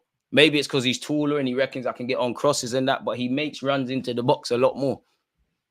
Like, you're right, that goal against Newcastle, obviously Jesus has scored them, but he would probably be where the centre midfield. He probably would have been, he would have been next to Jorginho when Jorginho's played that pass for Martinelli. It's a short taken one from Aston Villa, this corner. I thought they should have put it into the box. It's delivered by John McGinn. It's a terrible header. Luka Dean, I don't think a strength of his heading. He's falling on the floor. Had that been a better header, Spurs might have conceded there. There's only a minute of added on time, people, which it's been, you know, to be fair, the rest the game quite well, man. It ain't been stop-start. Definitely not like us. Yeah. Kai is more involved when Jorginho plays. Because Jorginho can hit these players a lot more. That's why we need the long-term Jorginho replacement. Like, for me, Jorginho yesterday, like, I just want a competent midfielder. Like, I know there's going to be times Kai Havertz is going to have to play in the 8 role, and he can improve in that, but it's not a strength of his. I'm not saying, you know, he has to play up front, but you look better up front. Just keep using these players for what they're good at. It's like Kirill, you're a better, just organic defender. Stop the inverted thing and leave it to the ones who can. Brendan Johnson looks for the 1-2 with James Maddison. Not that I can tell Maddison about playing football, but it feels like he made the wrong decision. Havertz's movement is his superpower. I feel like he understands when to bend wide and drop better than Jesus. Kai Havertz is a very intelligent footballer. I'm not saying he's world class and all this stuff, but there's a reason he plays for Germany. There's a reason he might not excel. Well, if anything, he excels up front or whatever, but he might not. You wouldn't have him down as like a top 5 striker in the world, the top centre mid in the world, the top left back in the world. But there's a reason he can play to a degree in all these roles, or managers have a willingness to play him there. I think he is a fighter. Good movement, draws fouls, does all that stuff. He's not pretty on the eye. Definitely isn't pretty on the eye. And he's a bit of an enigma because I was scared yesterday for him and Gabriel, big Gabriel, the centre-half. I thought they might get sent off because, you know, Havertz took that tumble. You know, Gabriel's on a yellow card. He's up against Ivan Toney. You know, it's a bit scary. I think Kai Havertz is so much better when he doesn't think, though. Like, when he scored them headers, not that there is much thinking. You have to think, but there's not much thinking to it. You know, he could have scored yesterday again. The Newcastle game, you know, when he had a bit too much time to think, he drew the effort wide. If this is what Kai Havertz is going to be and this is what you're going to bring to the team, then fair enough. We got Riley in the cup. Yo, DJ just got in from gym. AKA Kim, what's the game been saying? It's had a good tempo. There's not too much to say. You know, Vicario's collected anything put in his way, as has Emi Martinez. Neither keeper's been tested per se. You know, it's really just being played in the middle of the park. And then, you know, on the turnovers or the transitions is where it looks like it's happening. But I think 0-0 is a fair result. If there has been shots on target from both teams, they've been tame efforts, really. Like, we haven't at any point during this watch-along gone, oh, what a great save that is. Really. To be honest with you, in the race for top 4, where you reckon there's only one position left, if you're not Spurs or like if you're Man United, for example, if it stays like this is great for you lot. Where's the statistics, man? There's been no shots on target for what it's worth. I genuinely thought there would be registered shots on target. Allegedly, and let me actually refresh the page. This can't be right. Damn, 6 shots in total between both these clubs. No shots on target. Aston Villa have had 5 shots. Spurs have had 1. It's 70-30 in terms of possession, which is a theme of Emery. They knew they were going to concede possession. Aston Villa have only played 137 passes to Tottenham Hotspur's 314. There just needs to be more intention and invention. Aston Villa have had 2 corners. Spurs have had 1. So it is fair to probably define this game as a low-key affair, folks. Jesus so much better on the right. I've said it before, yeah, and I don't have no basis to go off with this. I don't know why I think this, and I'm not saying Jesus will score bare goals, but I think once you get someone that's going to take the burden to a degree off Jesus being living or dying by him scoring necessarily, I think Jesus will score a lot more goals. I think when Jesus stops thinking about scoring and we accept him for what he is, I think he'll score more. Like, again, I love Martinelli, I love Trossard, but I just see Gabriel Jesus. I hear what you lot are saying about on the right-hand side, but I just think if you deploy Gabriel Jesus on occasion in that left channel, I think it could be lit. I think it could be lit.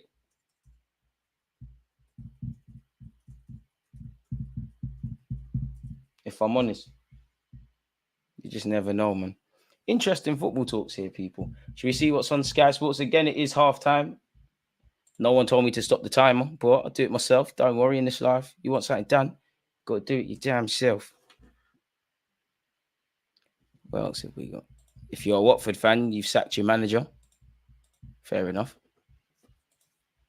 Sky Sports ain't got nothing of note. We know, well, in fact, Kai Havertz spares Ramsdale blushes to earn Arsenal vital win. Kai Havertz heads late winner to send Arsenal top after Ramsdale howler. Damn. Mohamed Salah said Klopp leaving won't affect my future. Boy, let's hope it does, man. Like, and it looks like they're getting that Edwards guy back if you're a Liverpool fan. You're a madman. Who should be winning? I mean, if you look at the statistics, I'd say Spurs, but I don't think either team's played badly, but they haven't necessarily earned the right to win, if I'm honest with you. I think if Watkins could wake up, there could have been some counter-attacks that Aston Villa could have exploited.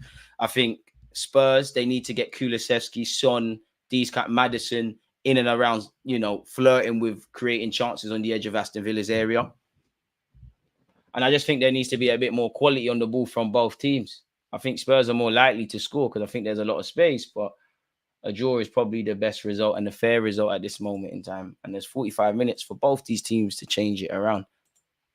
Obviously, this actually, boy, you know what? If Spurs were to win this, they cut the lead from 5th to 4th to 2 points. Spurs have 50 points, Aston Villa have 55. So that could be interesting. If you're Man United, you hope that Spurs don't win because you're 3 points behind them. Fair enough. Is it fair? It's fair to rule out. I mean, anything can happen, but you'd imagine it's a big ask to ask Newcastle with 40 points in 9th and Chelsea with it in 11th with 36 to be talking about, getting into the top 4 debate. You'd imagine it's one of Aston Villa, Spurs, Manchester United. Then again, West Ham are 5 points off Man United. I'd rule West Ham out the race for the Champions League, but on paper, there's a lot to play for. You would imagine it's between 3 teams. Really, if you're Wolves, if you're West Ham to a degree, if you're Brighton and Newcastle, you're hopeful, but you need a lot of favourable results there. Jesus' best position is false forward. Just do wavy Brazilian stuff, bro. Like, just be Brazilian. And it's sad, like, do you know what? Yeah, with Gabriel Jesus, he's a good player for us. But for me, I just remembered the first 6 months of him being an Arsenal player, if that makes sense. Like, he was wavy. Like, look at that goal against I'm sure it was Leicester. Don't quote me, but there was a sick finish he had. He was on like the left hand side in Leicester's area. He just done some Brazilian thing, sharped his foot into position, and just found the back of the net. I think that's the thing, man.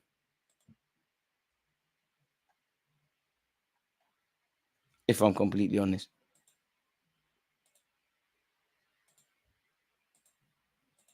Boy. Yeah, Leicester. So yeah.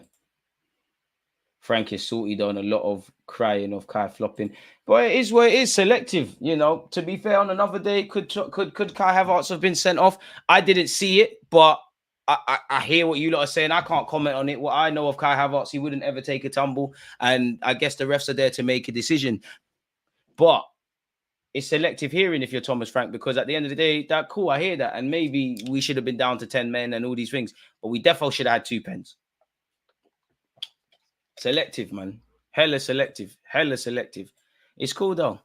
I'd be doing the same. Shout out to Brentford and Thomas Frank. So good. So good. And I don't think anyone can't have admiration for their system.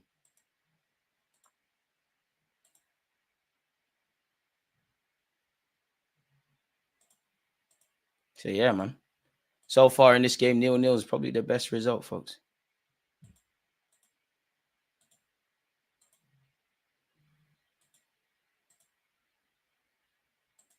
I still can't get over that.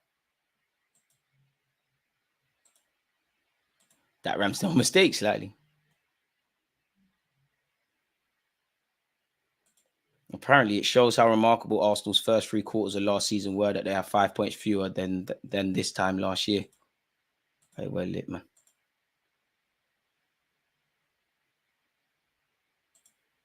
Boy, keep it going, man. But this ain't Arsenal, man. Would you take Aubameyang 18, 19 instead of Jesus?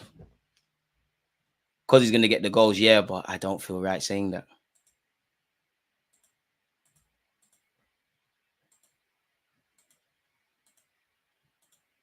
Boy. Come on. Pick up yourself, my dude. Appreciate that. So, yeah, man, it don't look like there's anything in today's day and age.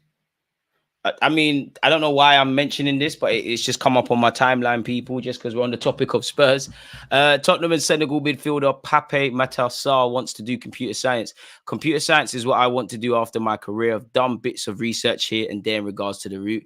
I'm not started with any formal studies because I don't really have too much time. Within the next year or two, I'm going to start lessons. It's not games I'm interested in. It's electronical stuff behind the computer.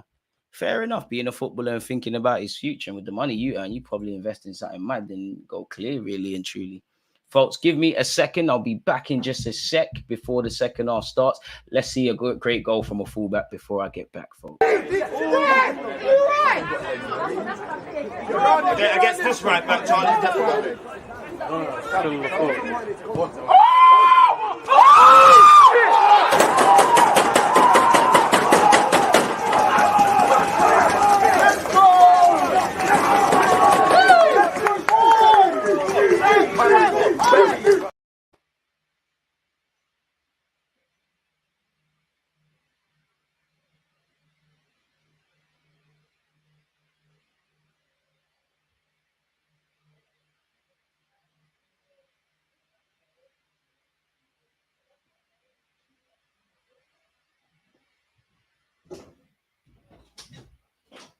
Told you I'll be back in no time, folks. Don't forget to smash the like button and set your reminders.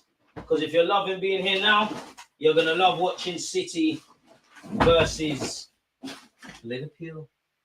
And we will be watching that together, folks. So yeah, smash the like button, all them good things. Getting a bit of a headache, folks. Let me open my window and get some fresh air, man. Sorry, folks. Whoa, getting a bit of a headache. But we have to keep it going for the guys and girls out there. Happy Mother's Day to all the women out there as well with pitney's. Let me take my seat again. Getting way too big for this and I almost just fell down. But we're back again, folks. We're back again. Big up you lot. Can't wait for the second half to start. Can we? So yeah, back again, folks.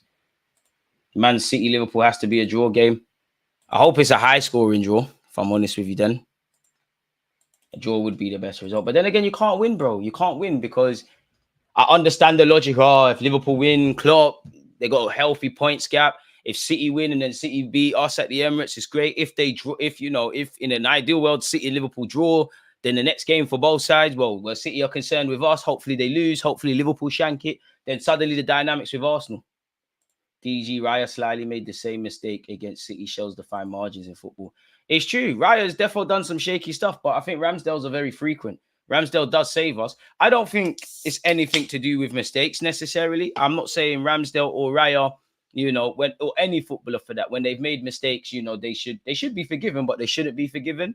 I do think generally, obviously, the best players mitigate the mistakes more. But in today's day and age, if you're a centre back, if you're a left back, if you're a ball playing goalkeeper, these things are gonna happen. Raya's gonna do it. Ramsdale's gonna do it somewhere else, and every other ball playing keeper. Alisson's done a couple against Arsenal for as good as he is.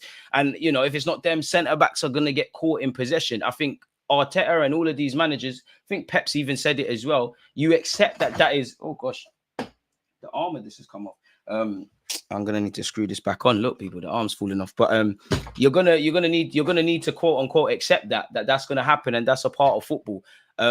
I think it's all the other things in whatever Arteta demands of Raya. His starting positioning, his willingness to stick to the script. Yeah, there's not a single faultless one. And I don't know where I'm at with I don't know where I'm at with lost my trail of thought. One of them comments put me off. What was I gonna say? One sec, let me get it back. Nah, it's gone in the wind, man. It's gone in the wind. Raya just got here, to be fair. Best to give players at least a season to fully adapt to the system. I hear that, and I think it's harsh on Raya, man. I don't think Arteta, in hindsight, obviously he's learning on the job. To be honest, there's no way he could have won with the Raya Ramsdale debate because he said there was 2 goalies, I'll rotate. We never saw the rotation, rightly so.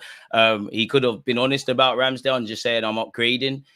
So yeah, maybe that wasn't handled in the best way, but I don't think Raya or Ramsdale, especially Ramsdale's dad, the situation, like everything Raya did was scrutinized, everything Ramsdale did was scrutinized. So yeah, this moment in time, obviously everybody knows Timber's good. Unfortunately, he's injured. Declan Rice has been a revelation. Nobody's, obviously, after what happened yesterday, the Ramsdale thing is going to be a madness said, but everyone can see why Raya's in the team. So there you have it. And yeah, that's what I was saying. I don't know where I'm at with Ramsdale making his mistake. Is he lacking confidence? Is it a lack of rhythm? Is it just one of those things that happens in the game and whatnot? What's that on my face? The hell?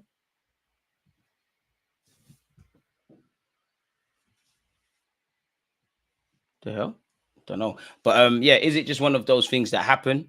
Or was Ramsdale too confident? Because early on, and obviously Ramsdale, in his defense, he made the mistake. It was punished. Fortunately, it's happy days because we won. He did make some good saves to kind of, put himself back in the good books. Terrific effort from Tony. Was it a thing where maybe Ramsdale was too confident? Because against Liverpool, that wasn't displayed. Like Ramsdale did all right when he played in the FA Cup. Was he too confident? Because there was he obviously had that great bullet throw, that quick distribution in the first half. I can't remember who he set. I think it was Trossard. Like he played Trossard in and Trossard kind of messed it up. And he should have had a similar kind of action that led to a goal, a bit like what you've seen a couple of times with Raya against Liverpool with Reece Nelson. I don't know if he was a bit too confident because in that game as well, as I said, with those moments, there was a couple of times Ramsdale was trying to play those Raya passes and it wasn't coming off. So was he almost a bit too confident? And that's what led to him 1 in a million years in possession.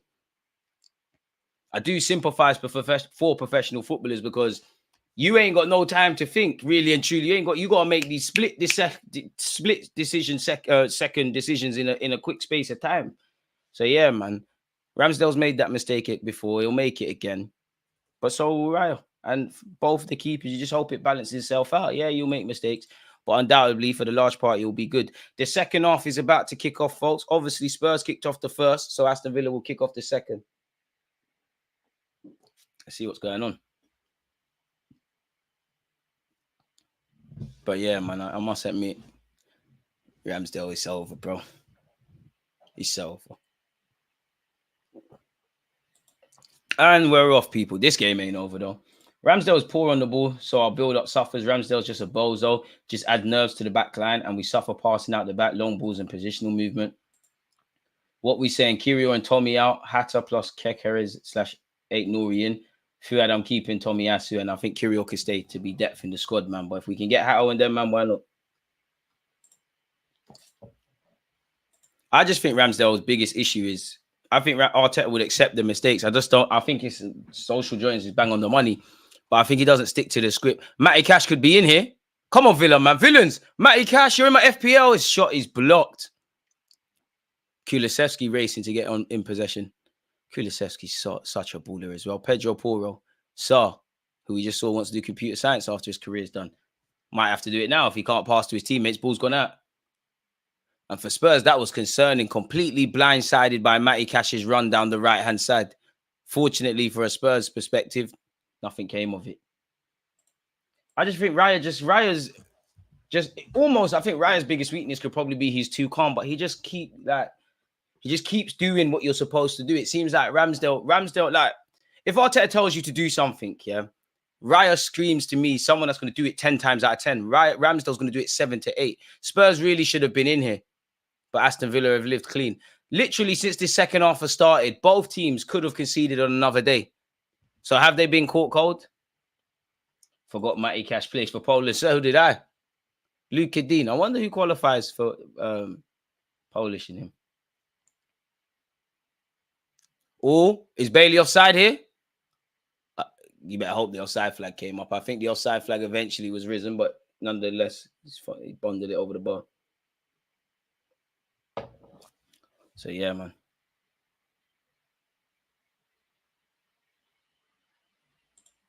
So, yeah, big up you in the comments, man. Rise of third centre-back. Building out from the back. That's why Raya plays. And I guess it's one for us to do our homework, and maybe Arteta just said this in a throwaway comment, and it means nothing, and he's just gassing up his players. But when he said, what did he say? He said something along the lines of, if you want to see what Raya does, Raya stops things before they happen. And then he implored one of the journalists to go and see that. So maybe there's something there. Spurs perspective, there could be an injury. Van der Veen has gone down. It looks like he's holding his hamstring. I'm no physio, but that looks like it's the end of his day, folks. And Vuj is coming on. From YouTube to playing for a Premier League team, it's lit. I feel that Van der Veen's been one of the signs of this hamstring. He's done. And he looks mortified. His teammates are trying to console him. They ain't going to do nothing, man. Pardon me. And because that's happened so quickly into the second half, I'm no physio, but he's undoubtedly had to have been playing with that. And he soldiered on. The difference between Ramsdale and Raya is their positions. Raya is more aggressive, having the ability to claim crosses better. Ramsdale is more deeper and is forced to save more shots. Boy. Is Van der Veen done, or is he going to try and go on? I'm trying to... He looks gutted, as you would be, to be honest. He looks gutted. When in fact, he's been subbed. Draguzin, the January edition for Spurs, coming on. Ponytail centre-back. Boy, these lot are dodgy, man. These lot are dodgy. Now that I've said that, he's going to score the winner for Spurs, isn't it? I mean, your agent said you rejected Bayern Munich for Spurs, so I need to see Bayern Munich stuff. Yeah, the way Ramsdale dropped was sad. As I said, Ramsdale, it's like seeing a boxer, or you're like, yeah, it's like seeing a boxer that's been heavyweight champion, done great things in their prime, just stay in the game too long and just gone out sad, man. Spurs are in here. James Maddison has bagged. It's a sweeping move from Tottenham Hotspur, and James Maddison has broken the deadlock. Boy, that was great play from Spurs. Great play from Spurs. Great move from Spurs. Maddison done the most important thing, just getting on the end of it, but it was a fantastic run of play from them. I can't lie, I hate Spurs, but you got to give them credit where due. And Maddison does his dart celebration. Aston Villa find themselves a goal down. Kulusevski did very well for Spurs there. He's found Poro. He's played a 1-2 with Poro. Then he set Sarr, who's made a great run off the ball. I don't know why they're stopping the camera, because everybody's on side. It's a great ball from Sarr. And it's a good run and finish by Maddison to just get something on it. Great move all round from everyone connected with Spurs, really and truly. Kulusevski, Sarr, obviously Maddison with the most important touch. From an Aston Villa perspective, it's terrible defending across all aspects. Nobody's tight to Maddison. There's Matty Cash and Konza. They're both inside. He's not offside. How can he be offside? I hope that it gets ruled out for offside. But there's no way on God's green earth that can't be ruled out for offside. It looks like he's even come off a Villa man. Obviously, I hope that it gets ruled out, but there's no, the game's gone mad. If that's ruled out for offside, the game's gone mad, man. And if anyone needs to score for these, man, it needs to be Maddison still, because he's got my FPL points. You'd imagine 1-0 does it. It's a great ball from Sarr, man. You were just talking about Sarr's passing a minute ago. Cursing the commentator, man. I'm motivating him. I hate that Spurs have so many likable players now. Amen. Do you prefer KFC or McDonald's? Neither really, but KFC without a doubt. KFC. I mean, when I used to eat McDonald's, and you go out and, McDonald's is open late night. McDonald's has saved the day plenty of time. Shout out the double cheeseburgers and whatnot. But KFC, man. Telemans goes for the long ranger. Cannons off a Spurs man. Vicario spills it, but then collects it at the second attempt. Yoni, be serious, man. Be serious with that comment. Oh, man. So, yeah, big up you lot, man. If you haven't subscribed or smashed the like button, what are you doing? Don't forget, if you're on YouTube, check the pinned message, people. We're watching Liverpool City after. Destiny and Doggy down this left-hand side. Plays it inside to Son Heung-min. Son to Ndoggy, and Doggy's touch. He shows why he's a left-back. KFC is dead. Regular chicken shop better. You're right. But at the same time, I was asked KFC or McDonald's, innit? I'd rather KFC. Give me a Zinger Tower box meal over anything you can get in McDonald's. As this stands, Spurs remain 5th, 2 points behind Aston Villa with a game in hand. I mean, Emre doesn't typically perform well across the season. Aston Villa got a lot. Both these teams got a lot of hype at the beginning of the season. Emre, you gonna change things, bro?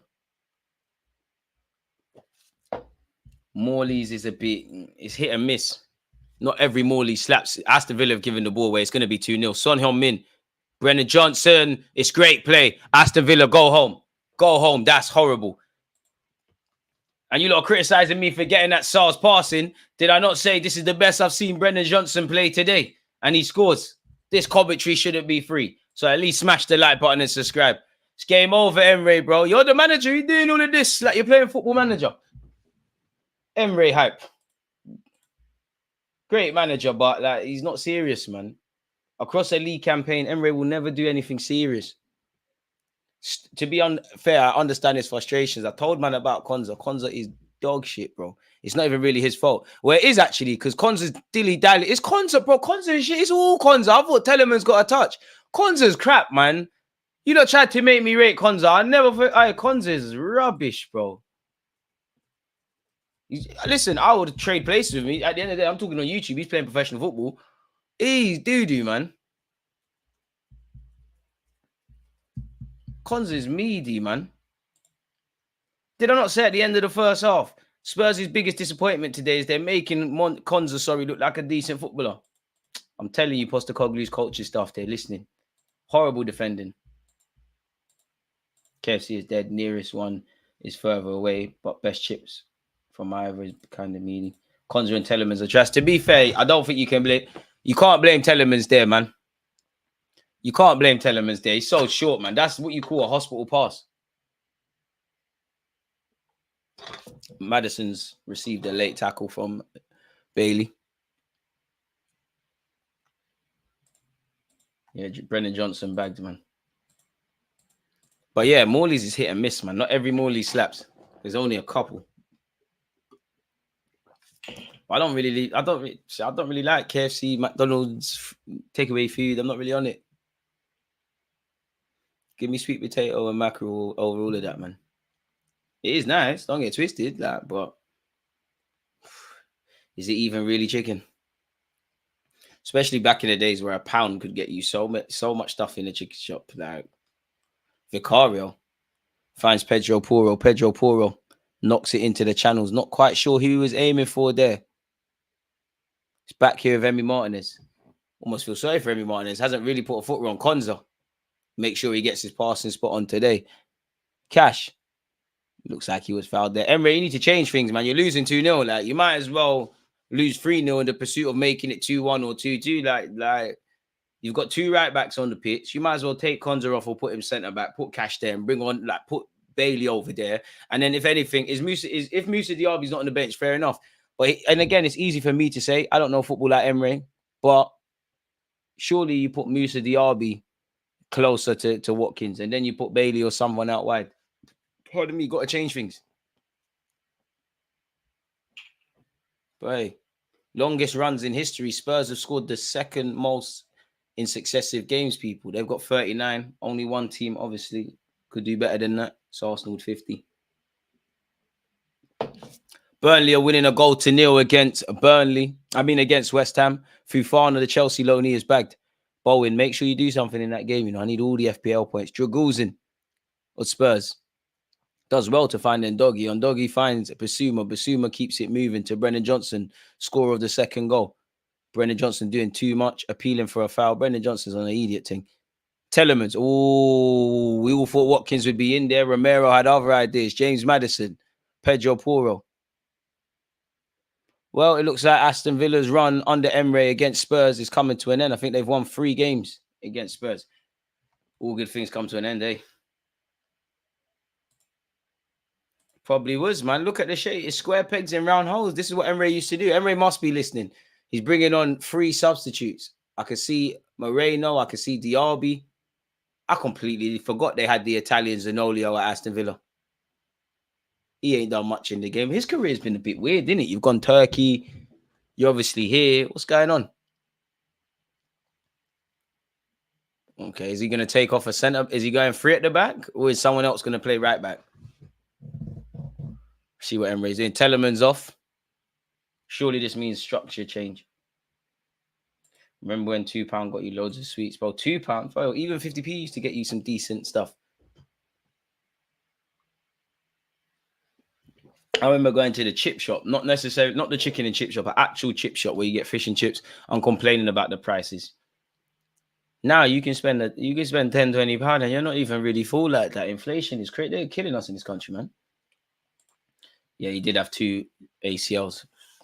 The very fact that he's still playing football is crazy, but boy, 2 ACLs, you know, that's serious. And that's got to be, obviously, that's physically, that's going to take a lot out of you physically, but mentally as well, man. It's like Neymar as well. Like, Neymar's got ACL. Didn't he just come back from a madness?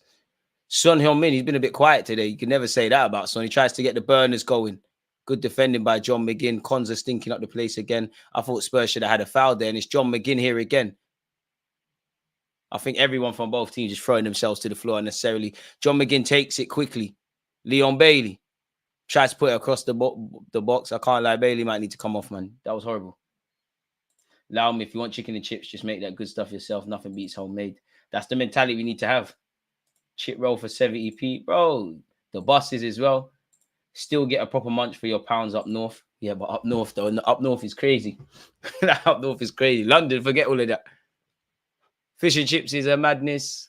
Everything's a mad. Even Nando. I went Nando's. Not talking too tough, but I went Nando's the other day. You know the vibes. And ain't no problem. But I was like, you know, you just buy something and it's calm. You know, like that. It's calm. But I'm like, oh, like Nando's. Nando's used to be called Cheeky Nando's. The cheekiness is not cheeky no more. Son Heung-min, oh, it's overhit. Can Kulusevski keep it on? It's forced him all the way back out wide. Pedro Porro, Kulusevski, Saw. Watch the run from Kulusevski. Oh, Saw. Facts, Chip Shop used to get a big bag of chips and a jumbo sausage for £2.50. Slightly more than 30 now, man. It's more than 30 now. Even that. Nando's used to be a little 15. Even cinemas is depending on what cinema you go. Well, cinema's always been a bump, but now it's a serious bump. Like, I limit myself. I can't lie. I go to the nearest corner shop and get hella alcohol, hella sweets, hella popcorn. The only thing I buy, I have a rule. The only thing I'm gonna buy in the cinema is gonna be that slush, that tango slush thing, and I'm allowing myself to get the nachos if I feel like it. Apart from that. Fish and chips near me is £2.50. Emery blows again. Not surprised by Van der Veen injury. The way he played a hamstring relationship. The way he's played is a hamstring relationship. What's to happen? But hey, I ain't got no son, man. He's the internet, man. He's not crazy. Come on, man. Come on, man. If I had a son, I'll tell you, look, man. Some of my friends use their sons to get girls, and that's a bit crazy. I think that's a harsh yellow card for Dragoos, and he's being a twat, but I don't. Come on, ref. You've let things go for less than that. But yeah, things are only going to get more and more and more and more expensive. Like even the new thing the supermarkets are doing. Like, obviously, big up Lidl's, Aldi, Asda. You lot, you got me. But whenever I go into Tesco's or Sainsbury's, you need this now, people. You need a Nectar card, or you need the app. Like, they're bumping you. Like it's two prices now. It's like, we'll give it to you for 50p if you got the. I'm exaggerating, but if you got the membership, we'll give you it for 50p. If you ain't, you're paying £3. You have to have these things going in there into these places now. It's absolutely crazy. Living in Southeast Asia is the way, bro. I remember living like a king on 1k a month. Bro, blood, 1k, £1,000. That's mad. You need that. Nah, big up Back in the Net podcast. Everyone's subscribed to him, but I don't know about hot dogs. I don't buy them things. I don't know what you're doing. Nah, that's crazy. That's crazy. I don't know about buying no hot dogs. Like, we don't do them things there. And we don't eat pork as well. That's crazy. I don't trust anyone that eats pork, but I'm not gonna lie, jerk pork was lit. Bacon was lit, but you lot are crazy. You lot are crazy. And they're eating hot dogs and that. Fair enough, man. Leon Bailey's pull it in behind Diaby. You're offside, man. Some of you Arsenal fans tried to gas this Diaby guy. He's meaty, man. He's meaty. I'm not fooled. I would have taken you at the squad, but I'm not fooled. Yeah, you're crazy. I don't know. I can't be your bro. I'm not your bro. When you're saying you're eating hot dogs, I'm not your bro, but I don't know you. I don't know you. The guy I knew wouldn't say that. I don't know you, bro. I don't know what you're on. You're saying scary stuff. Son Heung-min could be in here. I thought he was pushed there. Bit of dark arts defending by Pau Torres, and he's ultimately dealt with it. But Spurs have nicked it back. Yeah, you can tell the ACLs. Maybe it's not even nothing to do with ACLs. It might just be match fitness. And Nolio looks off the pace. Emre ain't got no ideas when you're throwing this guy on. He needs to go Serie A and just look like a decent player again. Yeah, I don't know. Pork is filled with worms. Exactly the settings with a magnum. Exactly. I can't lie. I put red stripe in it. The sorrow one as well. But yeah, cinema. In conclusion, it's a bump. Yeah, I live on Aldi and Lidl's, even though they're still expensive. I must admit, I go Lidl's, but I hate going there. I feel that's the closest I feel in life to being a Tory. Like I'm like, ugh, this is peasant stuff. I don't like this, and I shouldn't, man. Crazy because that membership is only used for personalized marketing. 100%. They're just collecting data, 1,000,000%. But that's the world we're going to live in, man. We're going to live in a world where the minute well, they already know, anyways, all the cameras and that. But the minute you step into a shop, they know what you're about to pick up, your eating habits, etc., etc. It's like what I ain't got no statistics to back this up, but you'd imagine within the next, let's say, 50 years, 20 to 50 years, it's all going to be electric cars. Why do they want that? Yeah, to save the environment and all that crap. But if they really wanted to save the environment, you would deal with these oil companies making record profits and leaking things in the ocean. They just want that so you can turn your car off. Zenolio should have scored here. Boy, that's the closest Villa I've got all day. That's how they're gonna control. Bro, there's not gonna be no traffic in London. There's gonna be days they're gonna say, you know what, black cabbies, you can't drive your cars today. Turn it off. Like press a big button in the government. You're not driving your car. Ooh, John McGinn completely clattered into Destiny and Doggy, and that's got the Spurs players going absolutely crazy. Yes, fight. John McGinn could be in trouble here, you know. Postecoglou, you need to back your team. I'm not gonna lie, it didn't look like the maddest of tackles, but we love that. John McGinn, you might be in problems there, you know. I don't think it should be a red, but you could be in problems. Serious problems. Is he on the yellow already? He might be gone. Oh, he's gone. I'm not gonna lie, it didn't look like a red card, a straight red. John McGinn, you was having a good game. And it's going bad to worse for Aston Villa. Look, Konza is saying to John McGinn, think. That's how you know you fucked up. Oh, yeah, you're gone. That's an idiot thing. Yeah, if that happened in Sunday League, you might get beaten up. Yeah, that's stupid. That is stupid. That is absolutely stupid from John McGinn. And to be fair, yeah, you deserve to go, man. That was silly. Come off the pitch, man. That was silly. Why did you do that? I didn't think it don't look like a straight red, but I can't really argue. You got none of the ball. Look like just hella frustration. Destiny and Doggy, I know it hurts, but you don't need the medical staff and all of that. It's not that deep.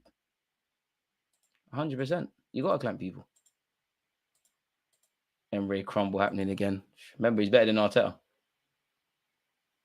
The prices are mad everywhere, and it's only going to get worse, man. Living in England just filled with suffering. Like, they kill innovation.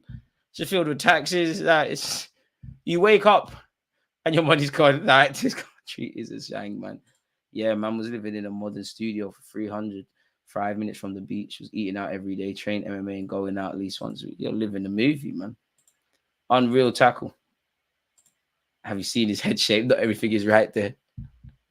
Absolute head loss from John McGinn. Like, he can't complain why he's gone. Stupidity.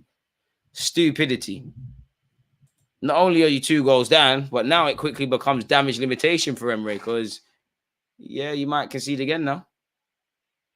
Heads lost in what is a top 4 clash. Must admit, as an Arsenal fan, I've forgotten what it's like to fight for top 4, but yeah, this is an important game. We do have to beat Porto in the second leg. Well, let's deal with that on Tuesday, man. I'm not trying to ruin my weekend. We won yesterday. Let's deal with that. And you are right, Clement. Aston Villa are down to 10 men because of what you just saw from John McGinn. Why he did that, I don't know, but he's done it. It's happened now. To be fair with you, Emre, 10 men or not, should be able, like an Emre side should be able to defend amicably. But Spurs have an extra player. They can afford to gamble a bit more.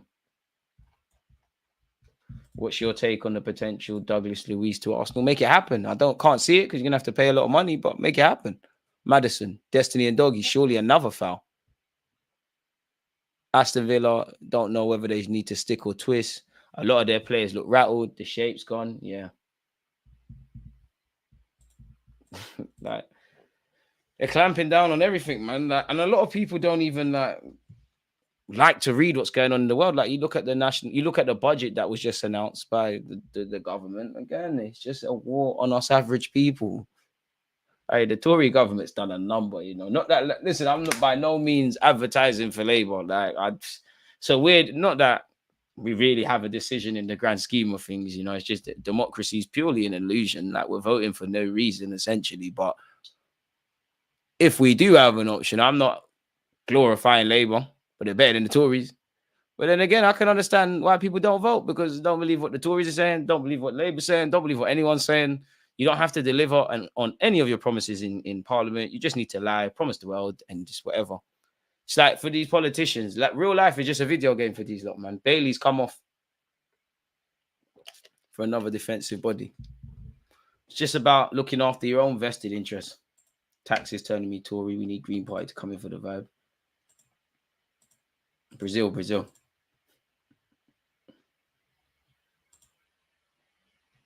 You know what? I'm going to listen to you. Hold on. You've lived the movie. Let me see what this is about. See what this place looks like that you speak of. Well, where's the tab gone?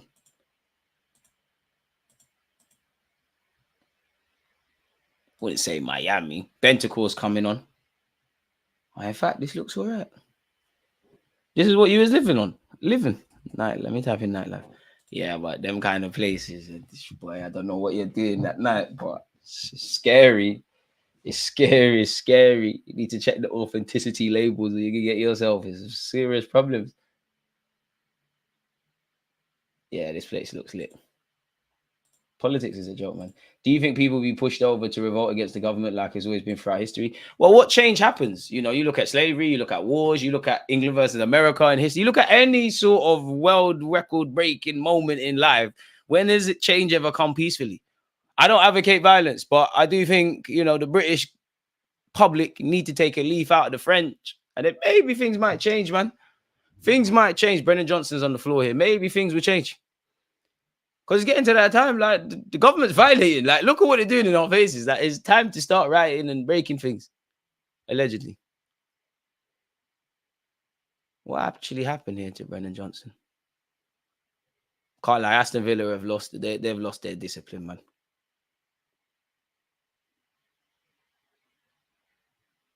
So what's Brendan Johnson moving like that for? Lockdown was set up for martial law. I don't know, man. I don't know. If I speak what I want to speak, I'll get in trouble. They'll demonetize my thing, man. But the COVID times was crazy, man. And it's actually crazy. Like, we had to line up to go to the shop. It was actually crazy. My 28 years, I've lived 1-2 movies. I've seen Brexit. I've seen about 2 recessions. Seen the Queen die. What else? Brexit, if I didn't say that. Riots. I should write this all in a book. Live some life. And that's all you can do, really and truly. You just have to vote for what benefits you, because these lot don't want to benefit the people. They don't even want to benefit themselves. They're literally just loyal to themselves. And maybe I'm thinking too deeply about it, but like when you watch like the House of Commons and the House of Parliament, and Labour's going against this party and that person's going against them, they're all in the same social circles. Like, they're all arguing now, and they're all going to be in the same bars and whatnot. I say that's the saddest moment in modern history for me. It's like literally people's loved ones are dying during COVID and they can't go and see them. But then you're seeing images come out of these people in Parliament and 10 Downing Street. They're having a good old jolly up and a good old party. They don't care about us. The government will never, ever save you. So, yeah, man. Don't know how we got here, but yeah. I moved to Brighton versus Forest. How's that going on? In Brexit, I made sure I was lining up to spend £20 minimum. I just remember I've only just recently finished all the canned sardines, mackerels, tunas, and all those sort of things. I had a gazillion of those. Big up yourself, Nketiah is loyal. Well, you need to be a good lawyer for that. Aston Villa playing like Fulham against Man U last year. It's lost their discipline. 72 minutes on the clock. Spurs are winning 2-0. I said 2-1 Spurs, so I'm not far off. I must admit, I can't see Aston Villa getting a goal now, unless there's a little lapse in concentration. Matty Cash, he's done all right. Oh, you're my FPL team and you've conceded. Douglas Luiz pocket's been picked. Son Heung-min, He's forced Kulusevski out wide. He's giving it back to him. Son Heung-min can't pull the trigger. Can he square it? He does, but it's poor. Konza with some good defending. You know your team's playing crap if I'm saying that about him. No way you're getting a free kick for that, Konza. No way. Somehow he's still got the ball. And it's a good little flick. Sonolio, can he keep that on? Yeah, who is it? Why would your team's losing 2-0? Why would you blast the ball? If the ball didn't stay on, you're crap. Why would you do that? Sums up everything, doesn't it? That was poor from Douglas Luiz. Shouldn't be lacking in concentration like that. Boris Johnson, they're all twats, man. We got to remember why Brexit happened. Now, I don't want to get into this, but I think there were some legitimate reasons to vote Brexit, and there was obviously a lot of reasons not to. But the vast majority of people didn't go and do their research and say, I fall on this side, I fall on that side. It was mainly, Brexit was mainly pushed by, the foreigners are stealing our jobs and bloody, bloody, blee. That showed me the British public, don't listen, can't listen, we're done. And Doggy's been nutmegged. But the whole reason, the whole premise Brexit even happened in the first place was because David Cameron, it was David Cameron's own ego. He just thought he could, you got to remember, David Cameron wanted to stay in Europe. He had this idea that I could flirt the prospect of making the British government having the choice between leaving the EU or not, and I would make them not. And he doesn't care because he's not going to be in any issues here. Emre Never, a big club manager, his honeymoon period is over. Emre's at his best when he's the underdogs. And to be fair, if he gets a top 6 finish for Aston Villa, I know they're fighting for the Champions League here, and technically are still in the Champions League place despite this loss, and it is in their hands. That's a good season for Villa, really. It could go from bad to worse today, though. Bentancur, I think he should have hit Son Heung-min. It's Kulusevski on this right-hand side. Kulusevski cutting in. Can he do his best Bukayo Saka impression? No, he can't. It's funded over. It's different. Does Fifth get Champions League next year? I don't think so. Don't forget the last 5 PMs ain't been voted in by the public either. Exactly. So where's this democracy that we speak of? Where is it?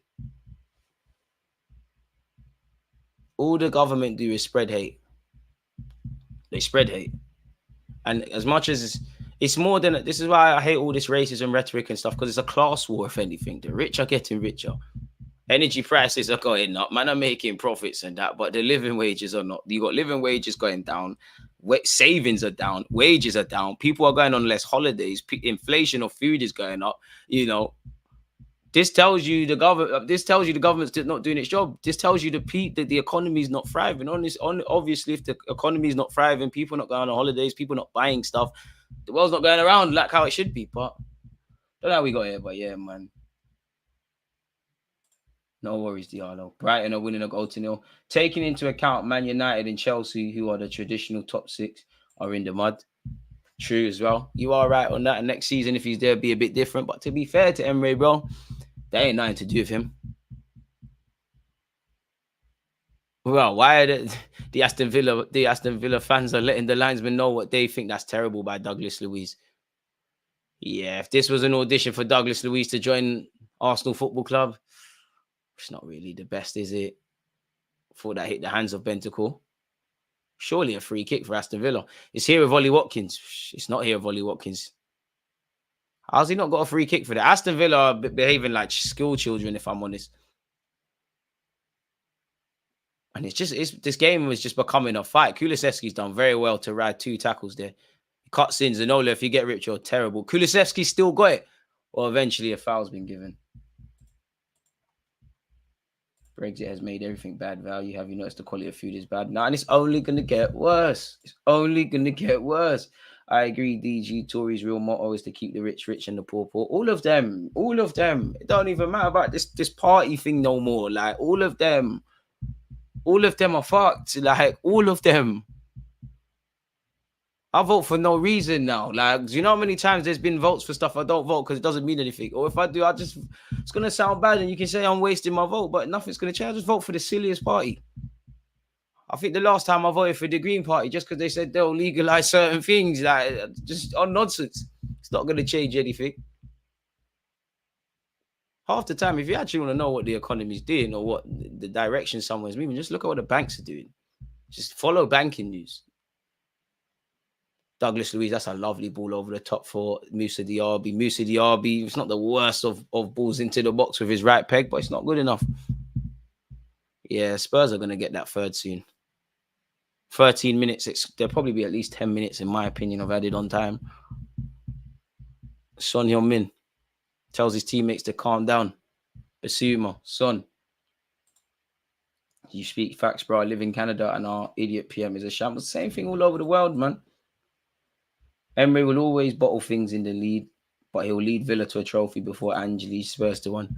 You'd imagine he bags that somewhere. That's what Emery does. Emery's a cup manager. And it's crazy because for certain individuals, all problems blamed on foreigners, especially here in Sweden. They don't realize we're all stuck in the same boat. There's books about this, you know. If a upper class British national, you know, like let's just say I work in the government and I'm not investing in jobs, I'm not investing in all of these things that make the country prosperous, and I sit there and say I'm the one robbing you, and I say look at them foreigners stealing your job, naturally you're gonna get contempt. But this is why I don't have faith in the general public, because the majority of people are sheep, and it's never going to change, isn't it? Really and truly. Appreciate that. I'm gonna say this. 100%. Exactly. Louise looks like a passenger when the going gets tough. Pure contrast to Raz. You're a neuroscientist, bro. Some of you are lit. Some of you are lit. So Nolio's been chopped in two by Romero. I personally don't think that's a free kick. Welcome to the Premier League, Zenolio. Bentacle. Madison. I think Kulusevski should be onside there. He is onside. He's put it into the box. He's fallen to Brennan Johnson. You're greedy, Brennan Johnson. You should have set someone. Bentacles tried to pluck it out of the air. Douglas Luiz wins it back. And he sets Moreno. Moreno's lost it. In fact, it's fallen to Ollie Watkins. Romero versus Zanolio. There's only one winner. He's not one for that. Don't even get me started on the Canada MP. But greetings, DJ. Always knew you're intelligent. I can't claim intelligence, man. I just like to read things and be aware of what's around me, man. But I appreciate that. It's sad, man. It's sad. And it's even sad, though, because, like, I'm 28. So I look at, if you're in your 30s, and when do you start secondary school? Like, let's just say from 11 years of age to 18. I don't want to be a demi-downer on things, but, like, and people, like, are going to have kids regardless, but in this country, regardless of what you do, even the more you earn, you can sometimes be less off. Like, it's ridiculous. But you look at this country, right? Housing prices are a myth. If you can't really buy a house, then to a degree, for most people, that stops you starting a family. You know, you can't. A lot of people just can't progress their life. There's nothing to be happy about. Like, and you look at I don't think if you're 28 I'm 28, 29 in April, still the date, April the 13th. I don't think there's going to be such thing as a pension. I think that's all a myth, whether it's private or state. I'd probably back private more, but I don't think that's going to happen. You look at the living, I don't even know what they call it, not the living age, the working age. So when you can retire, that's in its 70s. People are going to work till they die, like literally working into the grave. Big up the old ones out there, the 70-year-olds, but come on. Boy, it is what it is. I don't know how we got here, but shout out to you lot. Yeah, my life. Last week, make it. Does this qualify as Prem? It's Dross. Been busy at work. What we saying with 1 p.m. match here, Jordan? You haven't missed anything.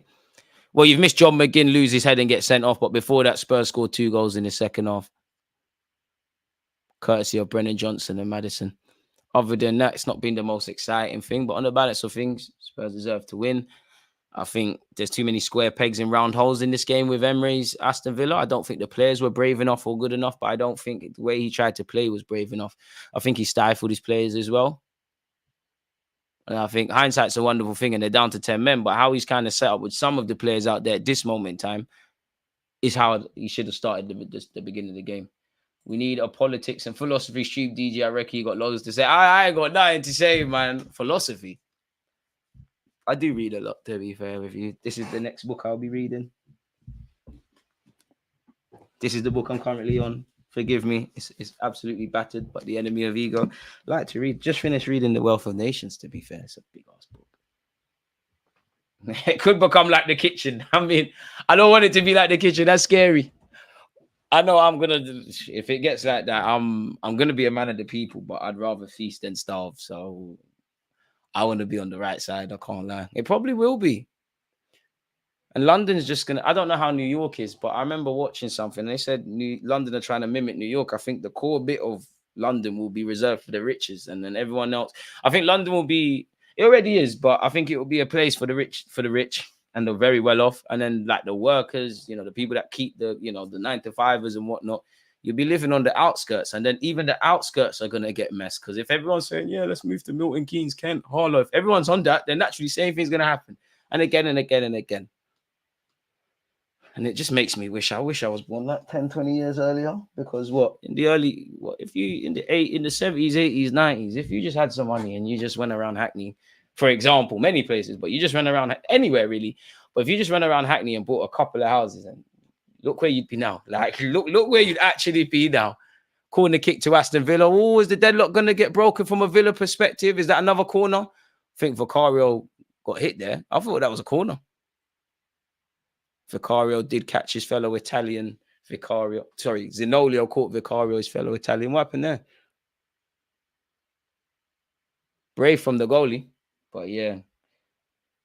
Is it disingenuous? Some pundits saying Ramsdale made 2 top saves. The goal he let in shook our players' confidence and gave Brentford confidence to attack. No, I think two truths can live in the same realm.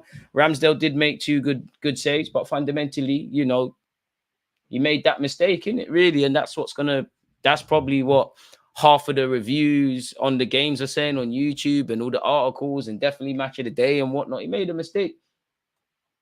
He made a big, big, big mistake. I didn't realize the RB was this mad erratic. What is a good book? I'm trying to get my knowledge up. Tired of scrolling all day. I don't know what you define as a good book, man. Me personally, I don't really like reading fiction books. I'd rather watch something. I understand getting lost in a good book and all of that, but I'd rather read something that is either about history or something that can help me. I tend to just read a lot of self-help books. I'd say read the 48 Laws of Power, Think, Grow Rich, How to Win Friends and Influence People, anything by Dale Carnegie, anything by Napoleon Hill. I'd say Gucci Mane's book, 50 Cent's book with Robert Greene, anything with Robert Greene. Konzo's coming off, by the way. Personal question, Gigi, are you a full-time streamer? Yeah. And what have you said? How is the average cost of living wise versus your old best 9 to 5? The same, really, because I only started doing this when it literally became like, we can do this, really. But like, with content, you gotta have a heart for this, innit? Some months are better than the others, isn't it? Like, it's not really stable. You gotta love it, innit? Like, I've got a high tolerance for risk. Gonna upset my fellow Gunners, but I will explain first. Oh, I don't know, Andy. I don't know about saying you want them lot to win, man. I had to take that comment off screen, mate. We've got 6 minutes, 86 minutes, 4 minutes left. I think there's gonna be a fat chunk of added on time. Brennan Johnson and Paul Torres getting into some shenanigans in the box. Douglas Luiz delivers, headed out by Spurs. Matty Cash puts it back in. Vicario's flapped at it, but he's been saved by his teammates. Probably the only nervy thing their goalie's done. It's fallen to Moreno. He doesn't put the cross back in. Somehow Douglas Luiz is here. Douglas Luiz. Such a very good technical footballer. But I would say one thing about him, he just does things at one pace, really, isn't it? Still welcome at Arsenal. Moussa Diaby. I don't think he's that good. He's a good player, but I don't think he's top level, at least not right now. Destiny and Doggy up against his fellow Italian Zinolio. Zinolio's done well, really. He's fouled his man there. Surely he's fouled Destiny and Doggy there. And it looks like Højbjerg will be coming on. And Timo Werner. Sometimes I genuinely forget Timo Werner is at Spurs, It's a very fickle world, but humans are fickle, essentially. James Maddison will be coming off. We're all fickle, like there's a saying in it, ignorance is bliss, and it really is. It's surely got to be an easier life to blame the foreigners or blame this and blame that, rather than open your eyes to how beautiful the world is, but how nasty it is and the way it's kind of been structured for centuries and everything that's led to this point. Like that, it puts you in a state of depression, really. Like, honestly. Højbjerg and Werner have come on, people. Not too many minutes. So, yeah. DG, when did you wake up to the Matrix?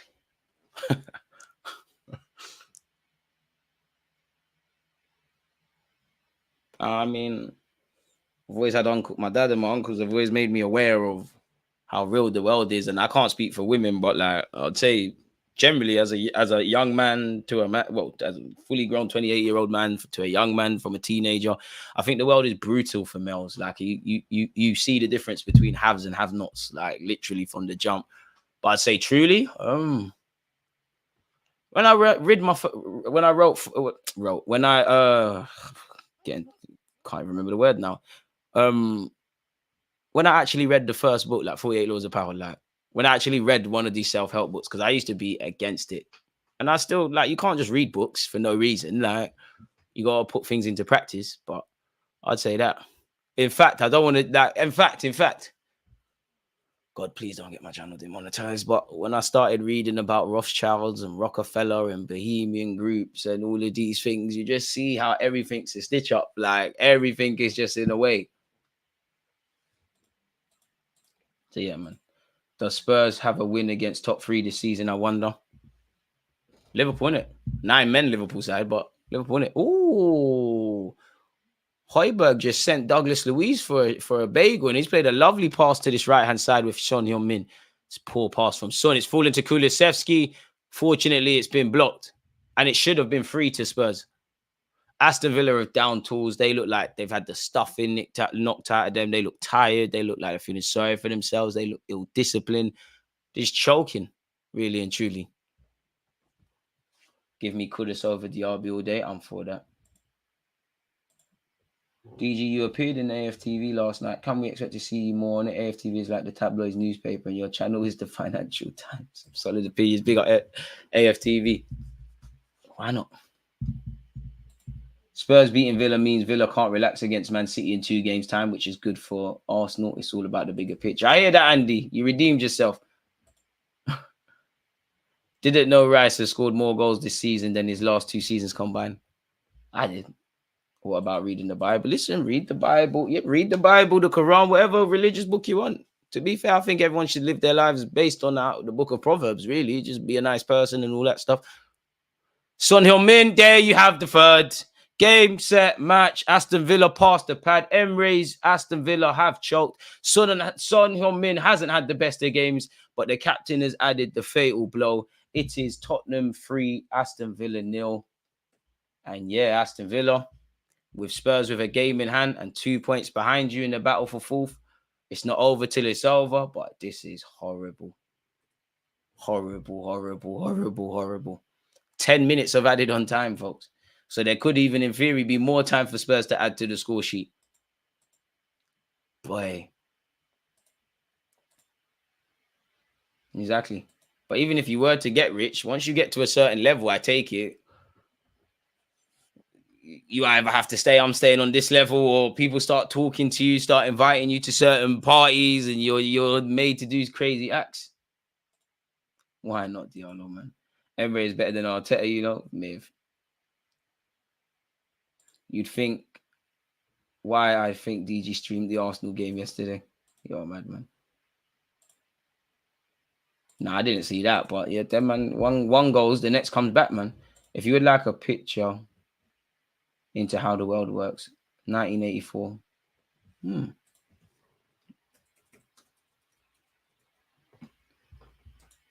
That's one for the reading. Does this Spurs win make our lives harder than when they meet Paul and City? No, because Spurs are not really relevant to what Arsenal is doing. 9 minutes of added on time. Aston Villa fans are starting to go home. When you're woke, it's hard to comprehend stuff. It can make you fool, can't have conversation with staff people. Exactly. Because it's scary to want to know these things. That it does make you a bit like, obviously you can have dreams, have goals, have hopes, ambitions, and you should never let this world, regardless of what's being said, kill that. When you know these things, it's like, bro, like, the world's crazy, especially like, I'm of that weird generation where as I was getting older, like to I would say year 6 to year 7 to year 8, it started to become a bit of like primary school and schooling. It's like you tell people how special they are. You get an award for participating, whether you come 1st or 10th. So it's like people go through life or in their early school being, and everybody is special. Everyone's different. these things are right, but you're told everything's special and you can be what you want to be, and you're not necessarily provided with financial literacy or core life skills to go with obviously being able to know how to count and write and things like that. And then you're just chucked into this world, and then you just see how, pardon my language, fucked everything is. It had to be, son. It could never not be. It could never not be. And the more he was missing his chances, the more you thought he'd get on the score sheet. I mean, I wonder what the odds on Timo Werner to score in what's left of this game. There's a good chance you might concede again, Aston Villa, if Spurs really want it. For Spurs, it's an important 3 points. You know, they're fighting for fourth. This puts them 2 points behind Aston Villa with a game in hand. I don't know who Spurs have next. I don't know who Aston Villa have next, but we can actually look. Let's look. Fulham away, yeah, they're gonna. But to be fair, I'm gonna. Unfortunately, I'd rather United do it or Villa, but I'm gonna back Spurs for fourth, man. These are silly fixtures, man. The game against Chelsea's postponed, but they got Fulham away. We lost that Fulham away, but I think they'll deal with them. Bentancur on the attack here. It's nice to see him fit again. Then they got Luton. Respectfully, I'll back Luton. I hope Lokonga can do something, but it's a myth. Werner, listen. Did I not just say this? Did I not just say this? I should have just picked up my phone and put £50 on that immediately. Shit guy finally scored. Damn, Werner has bagged. Aston Villa, Emre, you're not serious, man. This content shouldn't be free. Werner can't believe it. Look, charity case settings. They're treating him like Ramsdale. Son Heung-min pushing him to the Spurs fans because he ain't scoring in a gazillion years again. Did we not just say this? Credit to Spurs for being ruthless. They definitely been watching Arsenal's recent games. See what I did there? Son Heung-min's gliding. He's played an inside pass to Werner. Werner's a good first-time strike. I feel sorry for Bentancur. Needs a pat on the back for his involvement in that goal. I feel sorry, absolutely sorry for Emi Martinez because he doesn't deserve this. Wait. I got Jordan Pickford and Emi Martinez as my FPL goalies. Oh. All right, Pickford conceded 2, but Martinez is on the bench. Oi. My heart dropped. Oi. That's just Werner's second goal this season. To be fair, he joined in January. Son Heung-min, Spurs could get a 5th. I can't lie, this is embarrassing, Aston Villa, you know. You don't need to... A week's wages from everyone needs to go to various different charities and putting things in the community. Every match going ticket fan who's bothered to go there today needs to be refunded. And you lot need a training session after this. You lot can never be tired. John McGinn, you need to hold a slap as well. Werner, even more goal assist than Anthony. Who's Anthony? Oh, that's the United guy. Alisson's gone. Salah's gone. They're about to be absolutely humbled. I think Liverpool getting that Edwards Ute back in it, so they're going to be all right. DG, we got plenty of time during the international break. Maybe we could take it to Twitch. Yeah, I think them kind of conversations are for Twitch. Aston Villa have been dealt with. 100% they got inspiration from us. 100%. These lot won the league in September, though. So I should see a performance like this. Aston Villa have been demolished. Like 4 goals in one half. Everything's gone wrong. Just like Ollie Watkins giving it back to Spurs there. Big up yourself, Andy. I'm sorry, DG, but that Liverpool lineup is getting pammed today, 2 week. What is this Liverpool lineup? And we will be watching that game after this, people. I think I go live 3:40. Yeah, it should be 3:40. And then I should have an Arsenal fan show at 6 p.m. Yeah. Any questions you want spoken about on such, let me know. See the lineups. Oh, Liverpool, this is looking a bit... You know what? You can't look at things on paper, but Kelly is not there. Kwanzaa's in. Bradley's in. Pardon me, he's done all right. Elliot, Endo and that. Anything can happen. Liverpool mentality monsters and whatnot, but their squad is being tested to the brim there, man. Yeah, Haaland might feast today, man. Haaland might feast today. So Konate hasn't, Konate picked up an injury. He hasn't got over that. Wait, Mohamed Salah on the bench? Well, I'm sure Klopp would only do that in extreme circumstances. Son has been on the receiving end of a clamp. And I guess from a Spurs perspective, It's just about protecting yourself at this moment. He's been clamped and he's been elbowed. Nah, no days off, man. Boy. Riley, stop, man. What do you know about winning the league, mate? Name me a time Spurs won the league in your lifetime. I hope we can do the same to Villa and Spurs. I want them battered. I don't know, man. Spurs got a tough run of fixtures down the stretch, to be fair. Even though Emmy was at Arsenal for 10 years, he's a bit of a scumbag. That's harsh, man. But you got to be able to do that in this day and age. School is just teaching you how to work and obey. I do think you need an element of schooling in it. And I do think there's... Obviously, everyone needs to know how to count, write their name, all of that sort of stuff to a degree. So I think maths, English, science, cool. All the others, you know, you need to be physics, PE, you need to do stuff.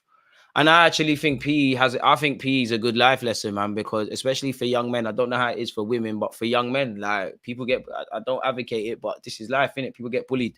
People try and threaten you. People try and ask questions. There's boy, a teenage boy change rooms in PE. If you're not built for certain things, it's not nice. It's not nice. It's not nice.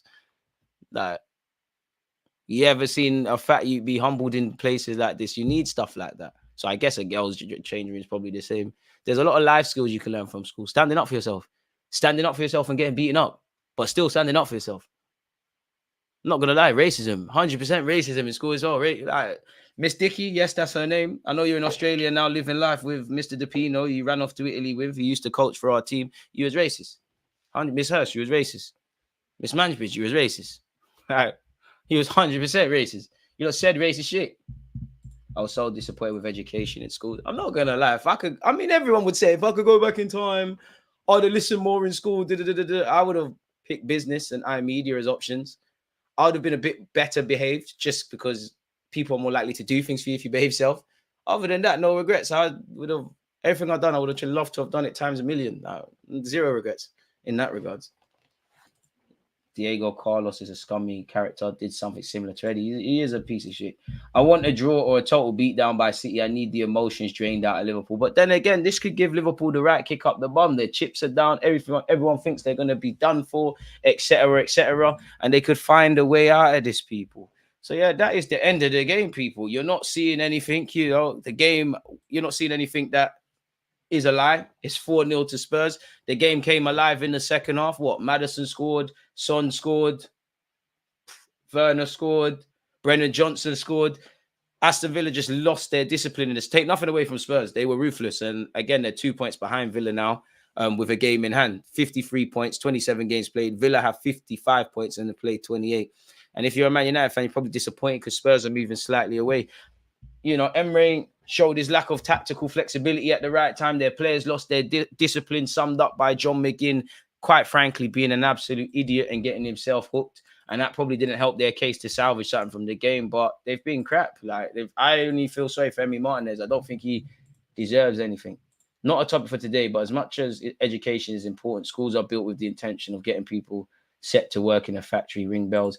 To be fair with you, I hear that and you're not wrong, but you need that really and truly. You need that. Not everyone can be a business owner and all these things. Not everyone wants to. You need to have that. And if you want to be a leader in business or anything, you have to be able to follow, essentially. You know, you look at Mikel Arteta as a manager, you can't be able to talk and when to say the right things, how to get your message across collectively and individually if you don't know how to listen. So I do think there is a way of that. I don't think school has enough emphasis on individuality. I don't know about now, but I'm pretty sure when I left school in 2011 and even now, I'm sure I've seen it. There's a shortage of tradesmen, you know, the next generation of the plumbers, the builders, etc., etc. School has a bias to making school kids look down on that. People that are not necessarily book smart, that could be good with their hands and whatnot. They don't go into that. Because don't see it's not seen as you're looked at as you're more stupid. But hold on, if you've got a decent plumbing business, or even if you make driveways and that, how much grands these lot make a week, and obviously you're working mad hours, but you do 2-3 jobs that make you 3-4 grand before profit. That's your week done. You know, you're done by 2 p.m. So yeah, man, if you can't hear, you must feel. What a result this is for Spurs. You do not get any extra points, but they have done some real damage to their main rivals for the Champions League. You're right, man. Do you think this is a humbler for Aston Villa? Els, you're smarter than that. There's no, even if I didn't believe it wasn't a humbler, evidently you lost 4-0.